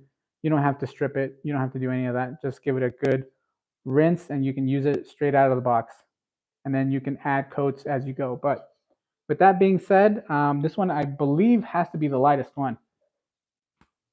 I love the underside here. Their design. I do like that they brought back the black lock name, along with the here this little lock. They're an emblem. Very very tasteful there. 1896, South Pittsburgh, Tennessee. 39. That's not anything. That doesn't have anything to do with their size. That's just the year. There is a little bit of history behind this. So if you guys look at the years, this is one of their important dates. So that's something to take note. And here they just state the original Lodge Foundry. So you guys know that this is a Lodge. The other thing that I do like is that, see if I can kind of capture that. Oh, there we go. The helper tab, probably one of the other well-designed ones that I like a lot. Good size, you can fit your hand through there. Very beautiful, very tasteful. And I do like the black lock logo here. I do like that they placed that instead of Lodge. So very tasteful there as well. And then we have the USA 1896 here with a star. The handle, I know a lot of people don't like the handle. It is a little awkward, I'll be honest. The handle, they could have done something a bit more different, but they're still trying to keep that same design while in a way updating and providing some function to their skillet. So we'll talk about this in a minute, but those are the main takeaways of this pan. Overall, I think it's very beautiful and very well designed. The other thing is that it has somewhat of a chef's skillet design. The sidewalls are not necessarily a 90-degree; they are sloped. So that's one thing to consider. All right, we're getting there, guys. We're almost there. Bear with me. Hopefully, you guys find this useful for those of you that are interested in getting a 12-inch pan. Hopefully, this helps you guys with making a choice or a decision if you guys are in the market. All right. This one here as well, 12 inches from rim, the top rim, 12 inches. Overall length, 19 and a quarter. I want to say that's probably the same size as the Stargazer. No, the Stargazer is way bigger, 21 and a quarter. All right. So yeah, 19 and a quarter. So actually this one is closer to the size of the Smithey. So similar dimensions there. Pour spout to pour spout, we're looking at 12 and a half. The cooking surface of this one here is about 10 and a quarter. Yeah, about 10 and a quarter here. The depth on this one here, actually this is not bad at all. This is about 2 3/8, so a bit more than a quarter. So this one so far has the the deepest cooking surface area to the other ones. The other one that's actually pretty deep is also the Stargazer, but about 2 3/8. This one here, not bad at all. And the handle size, or the handle length, from the fork here at the edge to the other edge, we're looking at 5 1/2. And overall length of the handle is about 6 1/4. So not bad at all. And then the helper tab, we're looking at 1 1/4. And then the width, we're looking at 4 inches. So good sized handle there. Lastly, the underside, Let's take a look at that.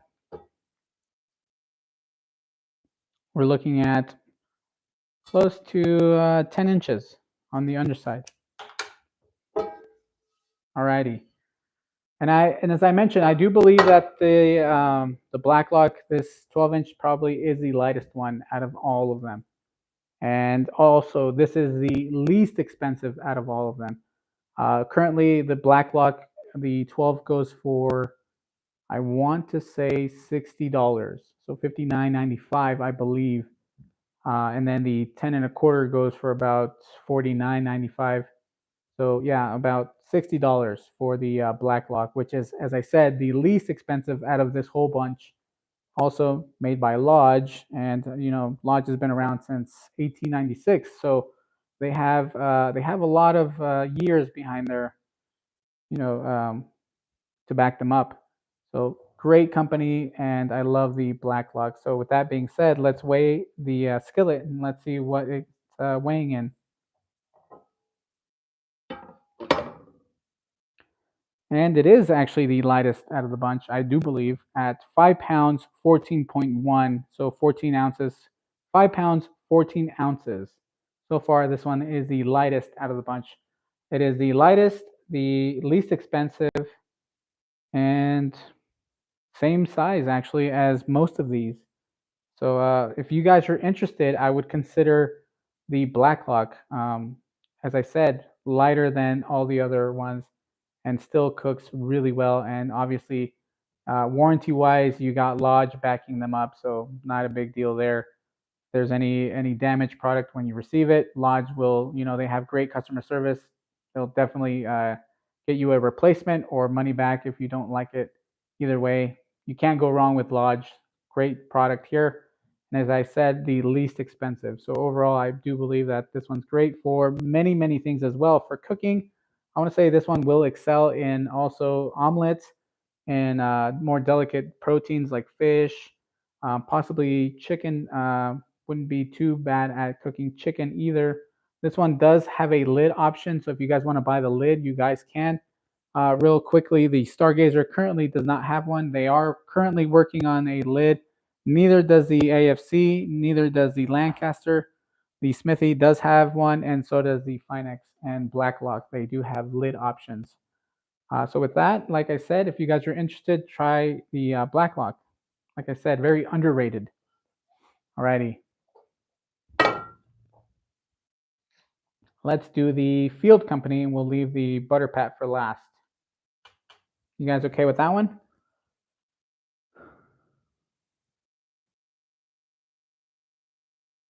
William Hurt says the Wagner chefs just don't turn on the gas like the BSNRs. Handsome Lodge bought Finex. Oh yeah, Lodge did buy Finex, so Finex is owned by Lodge. And I think they did that back in 2020. That's when they acquired Finex.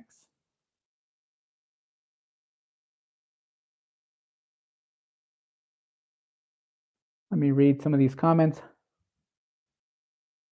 Cynthia says, I thought I was going to up my Wagnerware game since getting rid of repeats until I started researching the Wagner chefs. Oh, yeah, the Wagner chefs are great. I only have the 8-inch, no, the 9-inch. I do want to get myself the 10-inch. But the best chefs so far, the best chef skillets, in my opinion, are the BSNRs. I don't know why, but that skillet that I got, that BSNR chef skillet, I've showcased it on the channel, but if you guys haven't seen it, that thing, I gave it a few rounds of seasoning, and man, it's cooked like no other. And it just, everything that I've done with it, whether it's pancakes, omelets, delicate foods, even searing some protein, it's done so well, and I love that pan. Also very good in weight, but that's a whole different little, that's something else. Well, I don't want to get too deep into that, but yes, Wagnerware has great ones, but so does BSNR. Let's see. Honey Badger says Wagner and Lodge lids fit Stargazer. Yeah, you're right. I do have a actually some Wagnerware C8 lids that I use for my 10 and a quarter or 10 and a half inch Stargazer. So yes, there are lids out there that can fit the pans. Cynthia says, my Lodge beats my BSNR chefs. Yes, Lodge has great. I don't have any of the older Lodge chef skillets, but the BSNRs so far, from in my opinion, have done really well, seasoned really well, and performed really well. So that one has to be my favorite chef skillet. Red Mountain or Century? I don't know. There's no. My pan does not have any kind of numbering, any lettering on the underside. So I do want to say that it's possibly a an in between from the Red Mountain to Century. So that's technically, I think, when they started making those. Um, Obviously, the newer ones, like from the 80s, 70s, 80s, those did have a number and they had some lettering on the underside, but mine does not. So I don't think it's a Red Mountain because I don't think they made them during that time period. But anyway, let's check out the Field Company.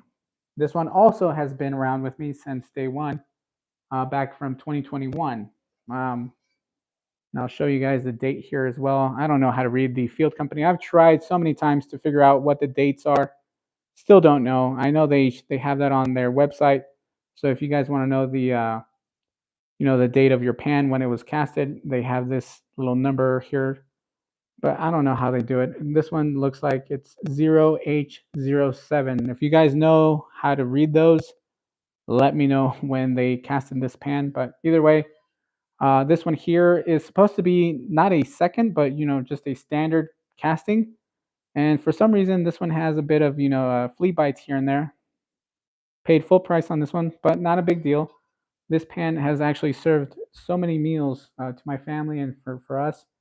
And this, as I said, has provided a lot of beautiful meals, a lot of great meals, and I've had nothing to complain about. Seasoning wise, it's done a great job, holds on to seasoning really well. This one, the cooking surface, you can hear that small like vinyl record, milling that they've done to it.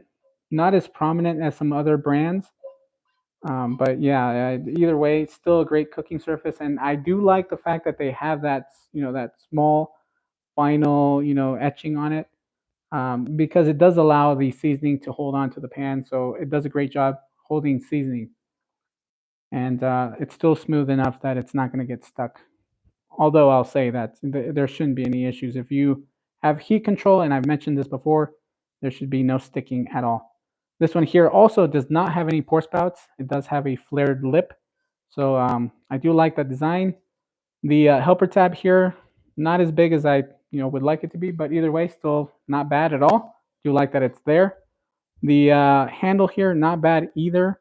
Very well designed, and I do like it is very comfortable, I'll be honest, but it won't stay cool for very long. Once you start cooking, this will heat up, so it doesn't stay cool like the Stargazer. But with that being said, let's move on to the dimensions on the Field Company.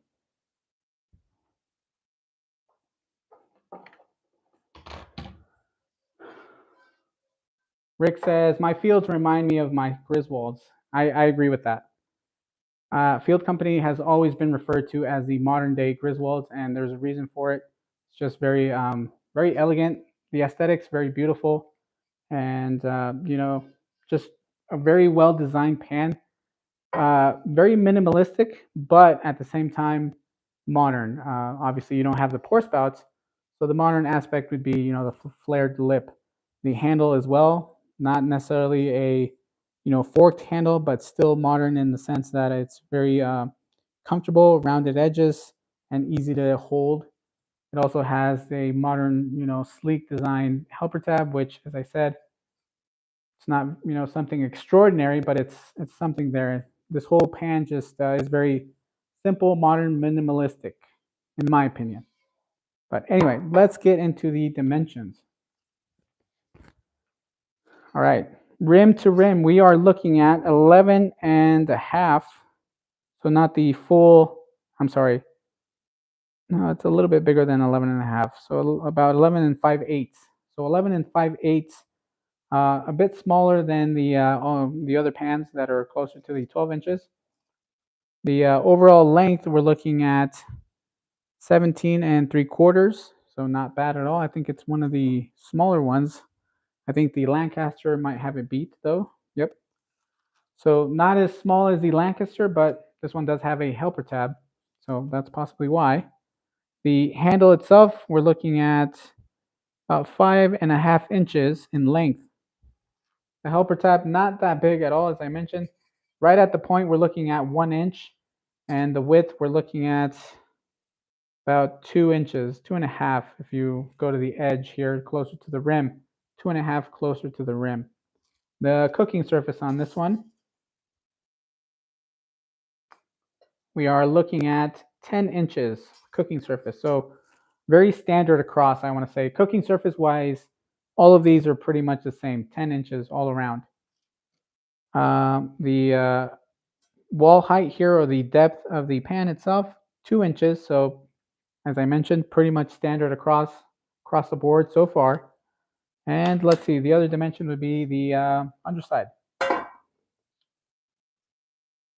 The underside, we're looking at 10.25, so not bad at all, 10.25.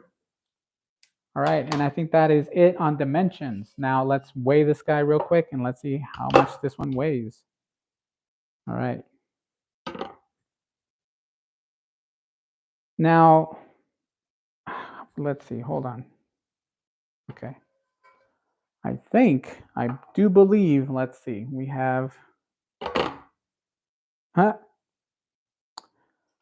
these two pans here. So the Lancaster and the Field Company and the Lancaster both are weighing the same, 6 pounds, 2.5 ounces, 6 pounds, 2.5.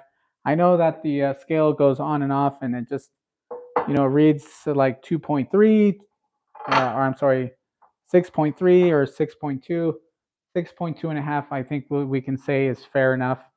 6.2 and a half, 6 pounds, 2.5. Hold on, having like a, yeah, 6 pounds, 2.5 ounces.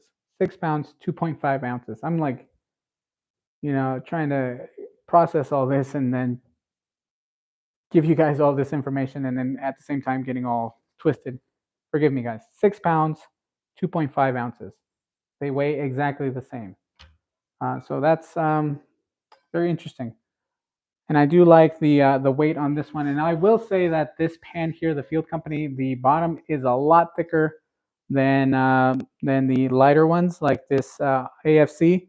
Even though the AFC is thinner all around on the, all of this, the handle is what weighs it down. So if it didn't have that extra added weight on the handle, this probably would be a lot lighter.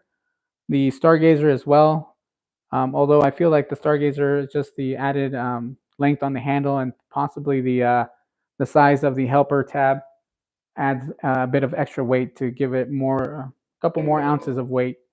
Overall, though, they're all pretty much the same, pretty identical. Now, the Field Company number 10, I think that's what it is. Yes, number 10. That one does retail for, I do believe, $200, if not maybe $220. I do know that Field Company prices have skyrocketed. So they are more expensive than the other ones. This one, as I mentioned, the Smithey is around $220, $200. Finex around the $200 price range. So yeah, it's on the more expensive side. I do believe that Field Company is possibly the second most expensive, second or third, but yeah, around the 220 price range if you guys are interested. But Field Company, they are doing a great job. I love that company. I want to say that so far they are, if not my favorite brand right now. My favorite brand was for the longest time was Finex and Butterpat. Still love Finex, but sometimes the cooking surface is a bit smaller, so it's somewhat harder to use on a daily compared to the other pans. And the spring handle sometimes can be a bit of hit and miss with the type of food that I'm cooking. So sometimes I'll reach for something else. But anyway, Butterpat has always and will be, I'll be honest, will be one of my favorite ones. The downside to the Butterpat is that they are no longer being produced. Sadly, the owner did sell the company to Yeti, So for those of you that don't know, Yeti did purchase Butter Pat. So far, and this happened beginning of the year. So far, they've said nothing. They've been very quiet. A lot of people are upset, and a lot of everyone is saying that Yeti is trying to get people riled up and just anxious about what they're going to do with Butter Pat. So I'm not sure if they're going to keep the name. I don't know if they're going to even continue with the cast iron cookware, or if they're just going to drop it altogether. I'm not sure what's going to happen. I heard nothing. They've been pretty quiet. So for now, Butter Pat is almost I want to say equivalent to the Wapak. Very hard, very scarce to find, and there's high demand for Butter Pat. So with that being said, Butter Pat is the most expensive and the rarest to come, to find. So for that reason, not necessarily for that reason, but for one of those reasons, it has a special place in my heart for the simple fact that for me, that just the style, the aesthetic, and just the rarity of these pans have always been attractive to me. So cast iron, what's his cast iron Chris? That's his go-to company. He sponsored them pretty much for over 2 years now, and he even sold some of his seasoning paste with Butter Pat, and it looked like they had a great relationship. I'm not sure what happened. He might have some information, but who knows? Anyway, with that being said, let's keep going. And the last pan that we're going to showcase today is going to be the Butter Pat. These pans season really beautifully. You can see here. Uh, if you guys might be wondering why is it like this, believe me, there's nothing, no tricks here. It's not oiled, it's dry. So seasoning on these is awesome. I do love that a lot. If you guys have never owned a Butter Pat, they season really well. They are, smooth throughout the cooking surface, edges, everywhere. And they used a very meticulous way of making these. They hand poured. The sidewalls are extremely thin, similar to Marquette castings, which I haven't showcased in these larger comparisons. But Marquette castings also used investment casting, which I believe is similar to what Butter Pat was doing, where it's a wax casting that they do, and it's very precise. And I feel like Butter Pat was doing that. I think, and the reason being that investment casting isn't very widely used is it's a very difficult process to do, and that's why the prices for the Butter Pat were always higher from the beginning compared to the other cookware. But as I mentioned, that does provide a very smooth finish overall. I mean, there's no roughness to these at all. So comparing these to the to Griswold it's very close to a Griswold and smooth overall. This pan, to be honest, reminds me a lot of the Victor. So the Victor was produced by Griswold. The pour spout's very similar in size to a Griswold or Victor, and the handle design very similar to the Wapaks, especially the Native American headdress. Yeah, very similar. A lot of people said that it was a copycat, but Dennis Powell, he took inspiration from Wapak, from Griswold, and vintage cookware. So a lot of his design aesthetics were from that. And as I mentioned, very beautiful pan. The helper tab, very unique. The font on the helper tab, very beautiful as well. Now, the biggest difference is just their naming on this. They don't have numbers, they have names. So the underside, you can tell there's nothing on this one. And they hand etched every single pan. So every single one has a number, and I don't know exactly if it represents a date, but it does kind of give you like 15 out of 33 that were casted that time. But other than that, doesn't have much else. Aesthetically, as I said, one of my favorite ones, one of my favorite cast iron, modern cast iron. But with that being said, we're going to move on now to, we're getting close to 2 hours, guys. Thank you for, staying and sticking around. I know that I feel like I've been just going and going and going, this has gone a bit longer than I expected. But thank you guys for your patience. We're almost done, so bear with me. Now let's do the dimensions on this one. We're looking at 12 inches rim to rim. Pour spouts, we are looking at 13 inches. Overall length, 18 inches. The handle length, 4.5, now about 4 5/8. And the helper tab width, 4 inches, and the length, we're looking at 1 inch. So great dimensions, very similar to the other ones. Not much of a difference there. The cooking surface. Oh wow. Cooking surface is about 10.5. So is this the biggest one? Yeah. What do we have on the Lodge Black Lock? Yep. All right. So yeah, the Butter Pat has the largest cooking surface of the 12-inch. At let's see if I get a good reading here. It's almost 10 3/4, but I would say, I mean, if we're really looking at the edges, 10.5 to be fair. So out of the bunch, you get more cooking surface on the Butter Pats. The downside is the sidewalls. I don't think the sidewalls are that tall. We're looking at 1 3/4, so about a 1/4 inch shorter on the sidewalls. So if that's something that you don't like, obviously that was one of the downsides of that. If you needed something to fry, this pan would probably not be the best ones to fry any kind of deep fry or shallow fry. Shallow fry you might get away with it, but anything that's trying to deep fry, I would choose one of the other ones. But with that being said, let's flip it around and let's see the bottom surface here. 10 inches. A little side note here as well is that Butter Pat did have this little heat plate, as that's what Dennis Powell pretty much said, is that he added this extra heat plate here to prevent any kind of warpings, and at the same time, besides providing aid against warping, it also provided even heating, so even distribution of the heat compared to the other ones, according to Dennis Powell. That was the design aspect of the this little heat plate that he has on the bottom, and you can see it here. And I'll show you guys in a minute. You guys can see what I'm talking about. If you guys can tell right here, you can see that it's slightly.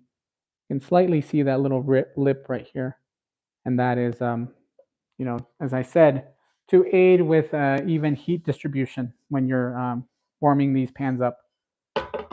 All right. The sad news about Butter Pat is that obviously you cannot purchase these anymore, so they're extremely hard to come by. If you're lucky, you can probably find something on eBay or Etsy, or maybe even Facebook.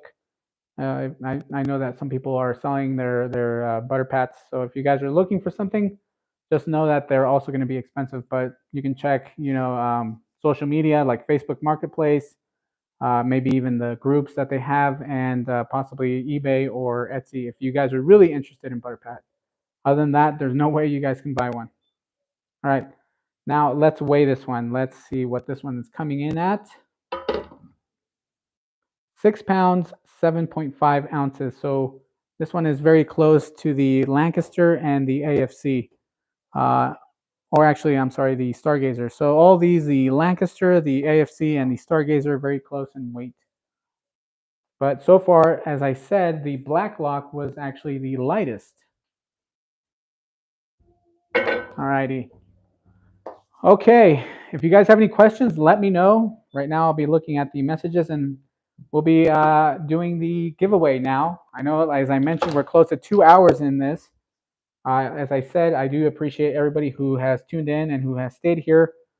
Let me know. Let's see. Let me read some of these comments. Cynthia Wesley says, oh, actually, before I keep going, the price for the Butter Pat. The Butter Pat was the most expensive out of the bunch when they were being sold. These went for $300 or $350. Was it $350? $350 for the 12-inch. So $350 for the 12-inch pan. Yeti did release their own version while ButterPat was still, doing their thing, and the Yeti version sold for $400. You got a couple extra goodies in the bag, um, but other than that, it was pretty much the same thing as their, standard skillet, other than the change on the name. But yeah, Yeti did produce one skillet for, from ButterPat, but other than that, the most expensive has to be ButterPat at $350. All right, let's see. Let me grab the skillets for the giveaway.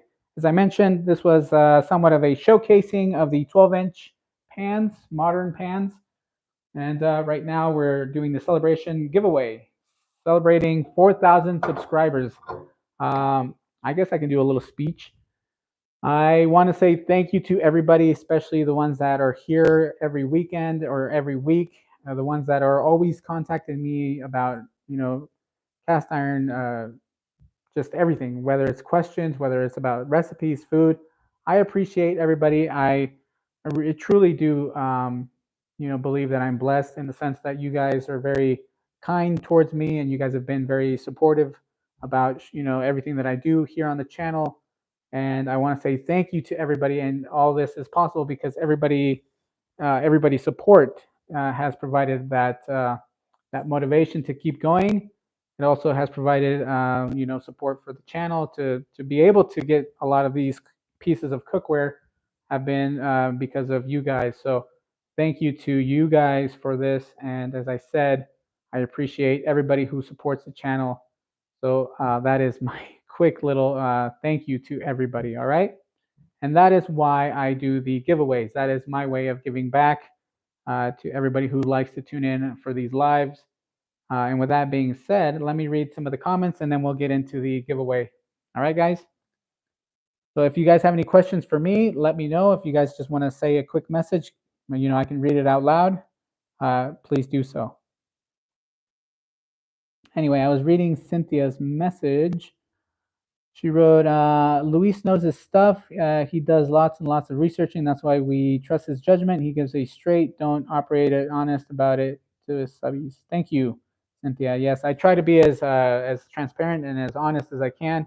I'm not going to sugarcoat things. As I mentioned, I do wish that AFC would do something about their handle. I do wish that Stargazer would do something about their edges. ButterPat is just gone now. Finex has been kind of stale. I don't know what's going on with Finex. Hopefully Lodge does something new with them. Maybe update their cookware, something with their handles. I don't know. I would like to see an update with Finex. Smithey is doing great. They're the ones that are doing channels, or I'm sorry, they're doing commercials on TV channels, and then I think they even had an ad for the Super Bowl. So Smithey's doing great. Lancaster is a small business, and I love that there's two owners and their family just enjoy cast iron, and they decided to produce cast iron cookware, which is similar to the Field Company. Two brothers that did Field Company. They're the ones that raised over $1 million in Kickstarter. So they pretty much started everything, the renaissance of modern day cookware, to bring it up to the standards that we saw back in the early 20s, in the 1900s, and the vintage cookware that a lot of people love: Griswold, Wagner, Wapak, Favorite, um, CHF. Who else? I mean, there's so many brands out there too. Victor, the Montgomery Ward, the Ward's Way, all these brands, they produce great cookware, and uh, people have that fond memory, and they love vintage cookware, especially because a lot of people receive their vintage cookware from either grandparents, mothers, just family. So that's one thing that I love about cast iron, and that's why this channel is dedicated to cast iron cookware. So enough rambling here. Let me read some of the comments. Pete L, has anyone tried or seen a Nest homeware skillet? Just stumbled upon them, and their handle looks like a tree branch. Yes, I have seen them, and I'll be honest, they don't have many sizes, and it's a very niche style of cookware. I want to say it's more for designers. I see it more as a interior design kind of little like they go in, they design a house, and they'll have a Nest piece of cookware on their stovetop or something and do a photo shoot. I haven't really seen much people use them. I don't know if they're being used. I do know that Cast Iron Chaos has a small, I think it's a 3 inch or 4.5 inch Nest pan. So if you are interested, go to Cast Iron Chaos's channel and you can find some information about the Nest pan there. But I personally don't know. I don't know much about them, so I won't say this and that.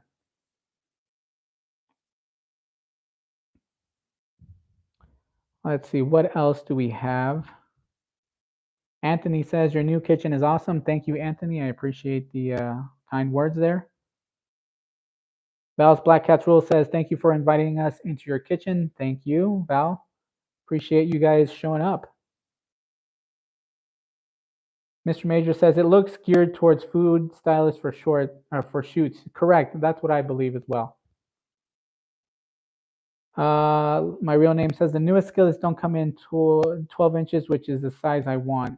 Are you referring to the Nest? Yeah, as I mentioned, they have very limited sizes, so that's why I've never really got into looking into them. Honey Badger says your channel has been fun to watch grow. I've been glad to contribute in the comment section. Hope you get 4K more subscribers. Thank you very much, Honey Badger. You are one of a kind, and I say that because you have a lot of knowledge, and I don't know why you don't have more followers. If you guys don't know, Honey Badger also has a YouTube channel, so he has a lot of information when it comes to vintage cookware. So if you guys want to go check him out, actually, I don't think whether you want to, you guys should go check him out. So thank you, Honey Badger, for all of that. And I do know you've been here since day one, Honey. So thank you for all the support. Same thing with Cynthia and Rick, Val. I know you've been around for a very long time. Papa Dan. I mean, Papa Dan. I heard about you even before I started my channel, and I know that you've been a huge contribution to the cast iron community. So huge shout out to Papa Dan. Thank you for always showing us support for the YouTube creators here on on this topic about cast iron cookware. We appreciate you very much. Old fashioned coffee pot says, "Can Canadians play in the giveaway yet?" Um, sure, why not? I don't think I should have an issue with the Dolly Parton or the 8 inch. If you guys want to join in, Canadian viewers, you are welcome to join in on this giveaway. Anthony says there's a butter pad on eBay for 600. Yeah, as I said, a lot of people are selling their stuff for higher price now that butter pad is not producing any cast iron cookware.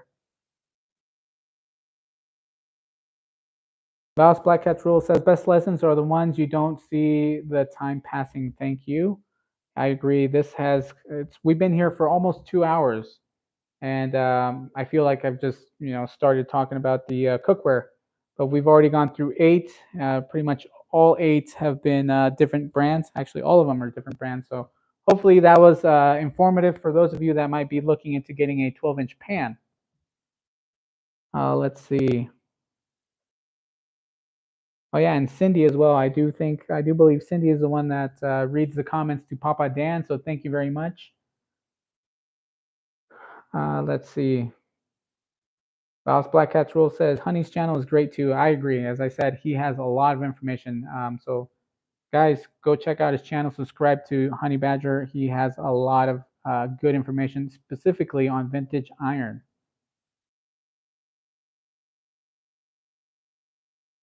Papa Dan says, Luis, be careful that you don't give Dan a big head. I have to live with him. I just came across Papa Dan in a video, not a video, a photo that you sent me back in 2021, and I can't remember where I found it, but it's in one of my message boxes. So, it just made me reflect back to that moment. So, as I said, I appreciate Papa Dan. Like I said, I knew of you from Cast Iron Chaos' channel back in 2019. That's when I first started getting into the cast iron cookware. So as I said, I knew you before before I even started my channel. So as I said, Papa Dan, you are a very special person to the cast iron community. All right. With that being said, guys, I think we're ready to do the giveaway. So I do know it's 8 o'clock here in my time, 8 p.m., and it is a weekday. So I gotta get going. So I know that you guys work. We all got to work. I got to go back to the school, and I got to do a test tomorrow. So I got to make sure I get some rest. But with that being said, let's do the giveaway for the 8-inch first. This 8-inch does come with the silicone handle. For those of you that like, to have a little bit of extra goodies with your cookware, this one does have the large silicone handle, rated to 350 degrees. You can bake with it, but I wouldn't recommend. It's better if you just use it as a tool to move your pan around. Other than that, do not use it while cooking. So that's just a little information there. So with that being said, this giveaway is not sponsored or endorsed by Lodge nor by YouTube. This is something that I do for the viewers. This is a thank you to everyone who joins in.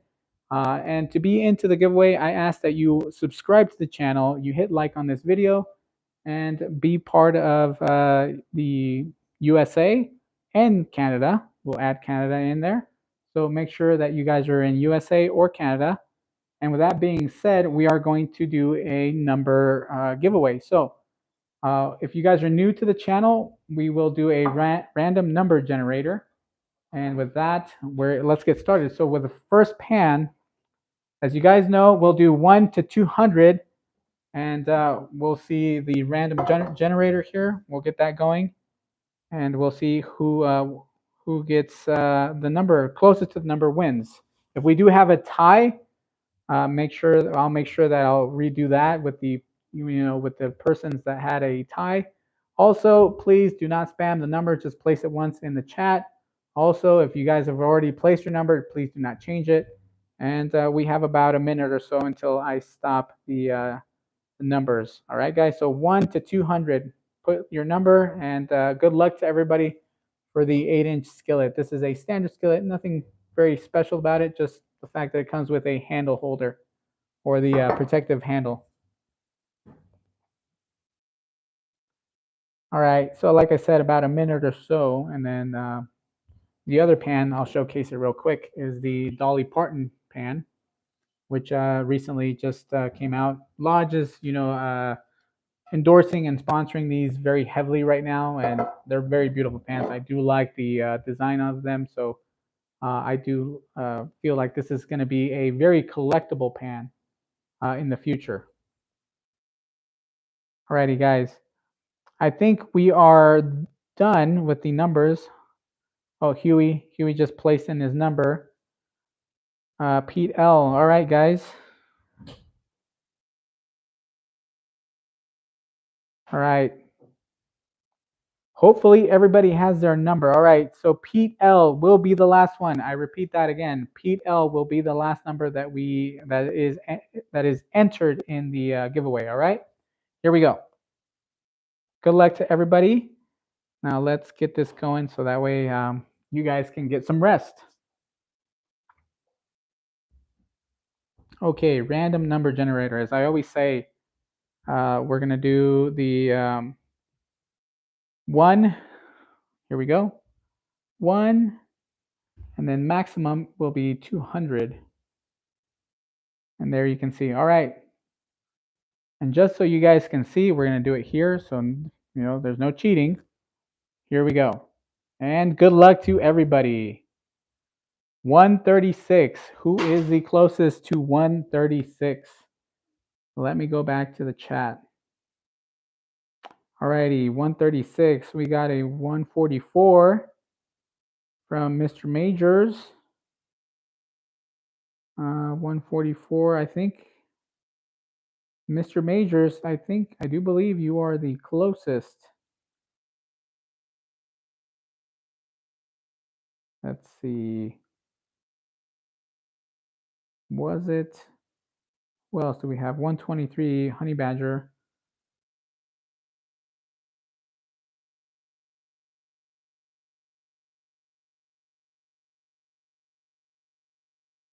what is closer? Let's see. We got Honey Badger at 123 and Mr. Majors at 144. No, I do believe that's 8. So yeah, I do believe from what I can see that it is Mr. Majors.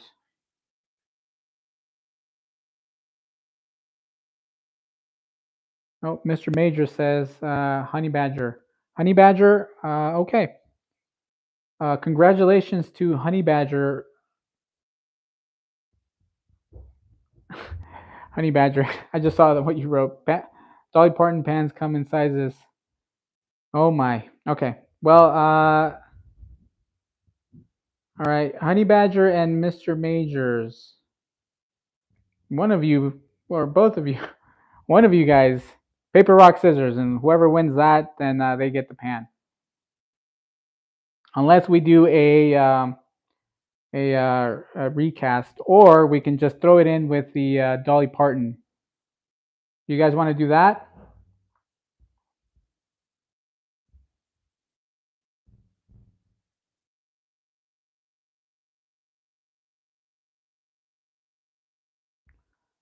Mr. Majors, you guys want to throw the skillet in with Dolly Parton? Okay, let's do that again then. Let's do that again. I'm sorry, guys. Let's do the bundle then. Okay, so let me start over. All right. In today's giveaway, we are doing the Dolly Parton and the 8-inch pan here that we have. And just so you guys know, as always, I do have to state this. This is not sponsored or endorsed by Lodge. This is something that I do for the viewers. Also not sponsored or endorsed by YouTube. This giveaway is strictly from the channel, and it is being given away by me. Okay, guys? And with that being said, let's run that again, okay, for the giveaway of the bundle of the 8-inch and the Dolly Parton. So with that being said, guys, let's do 1 to 200 once again, and let's see who gets the bundle then. All right, let me see if I can move the camera down a bit too. All right, guys. So yes, place in your numbers 1 to 200.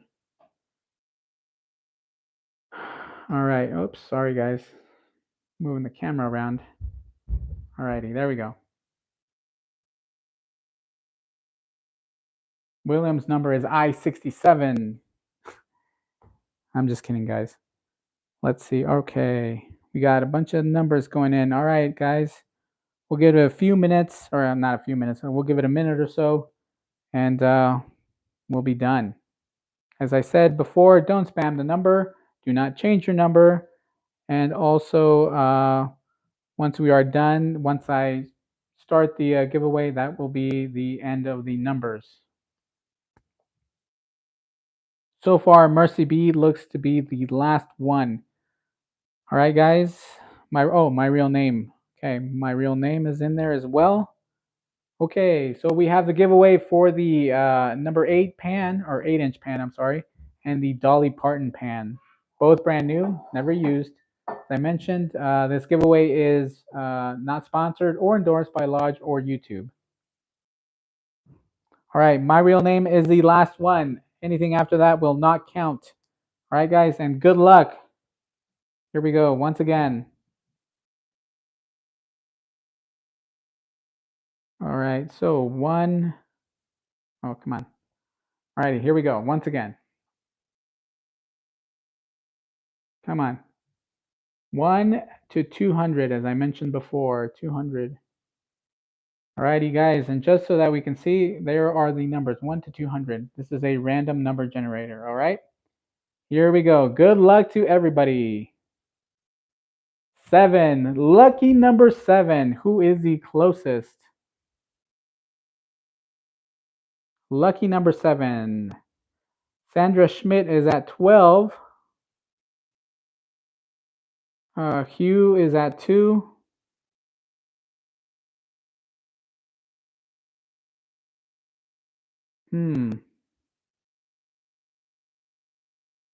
So 12 and 12 and 2. So uh, there's 5 away from 2, and then there's let's see, Sandra has 7, 8, 9, 10, 11, 12.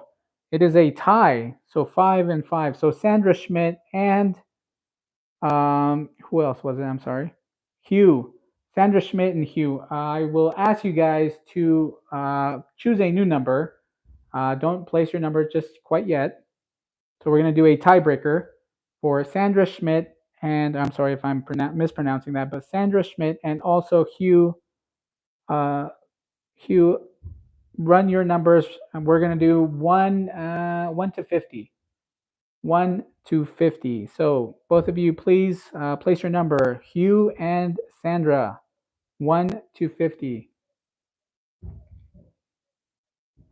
As I mentioned, if you guys once you guys put in your number, then we will leave it at that. Please do not change your number, nor don't spam it, guys. 1 to 50, guys. 1 to 50. Sandra, waiting on your number. 1 to 50. Alrighty, so Hugh at 1 and Sandra at 14. Here we go. Once again, sorry guys. Alrighty, let's do that once again. 1 to 50. All right, here we go. There is the number here.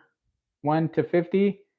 Drum roll, please. Thank you, Papa Dan. All right, let's do that. Let's run that again. Don't look at this number. That was the old number. And here we go. 28. What do we have here? Sandra, congratulations, Sandra. 28. Sandra is the closest. Congratulations. Sandra, I will obviously need to get in contact with you, but congratulations, Sandra. You have won the Dolly Parton skillet along with the also 8-inch skillet here. As I mentioned, both brand new. All right. To contact me, you can email me, Sandra, email me at lu71787 at gmail.com. I will place it in the chat here so you can see. So email me at lu71787 at gmail.com, and I will ask you a series of questions to confirm that it is you. And from there, I will ship it out, no cost to you whatsoever. So this is all free, and I will not ask any money of you. All right. So if you guys get any kind of weird spam, I will never ask you for any kind of information that is not, address. So I won't ask for any kind of credit card information or anything of that, nor will I charge you any kind of money. All right, guys. All these will always be free. All right, so I placed my email here in the chat. You can see it, Sandra. You can email me there, and I will ship these out as soon as I can. All right. All right, guys. With that, thank you everybody for showing up. Thank you for celebrating the 4,000 subscribers. I appreciate everybody. Guys, you are amazing. Thank you guys for being here with me for 132 minutes. 132 minutes. What is that? Like 2 hours and a half? What, 15? 2 hours and yeah, about 2 hours and 15 minutes. So thank you guys for all of that. Thank you for being here. As I mentioned, I appreciate everybody. And I will catch you guys next week, and look for some videos. I'm doing my best to upload a actual full-length feature video talking about cast iron cookware. We'll do I guess you could say a little bit on some of the cookware that I own. Maybe some a 2-year review or something of that nature. Look for some videos. Also, look for some information whether I will be going to the Cornbread Festival or not. I will let you guys know within the next couple of days. And if so, as I mentioned, I most likely won't do a stream, but I will do a live stream if I'm there on Saturday. So with that being said, thank you, everybody. Have a lovely evening. Good night to you guys. And I will catch you guys, hopefully, either at the Cornbread Festival or next Thursday. All right. Thank you, guys. Thank you, everybody. Have a lovely night. God bless. And I will see you guys next time.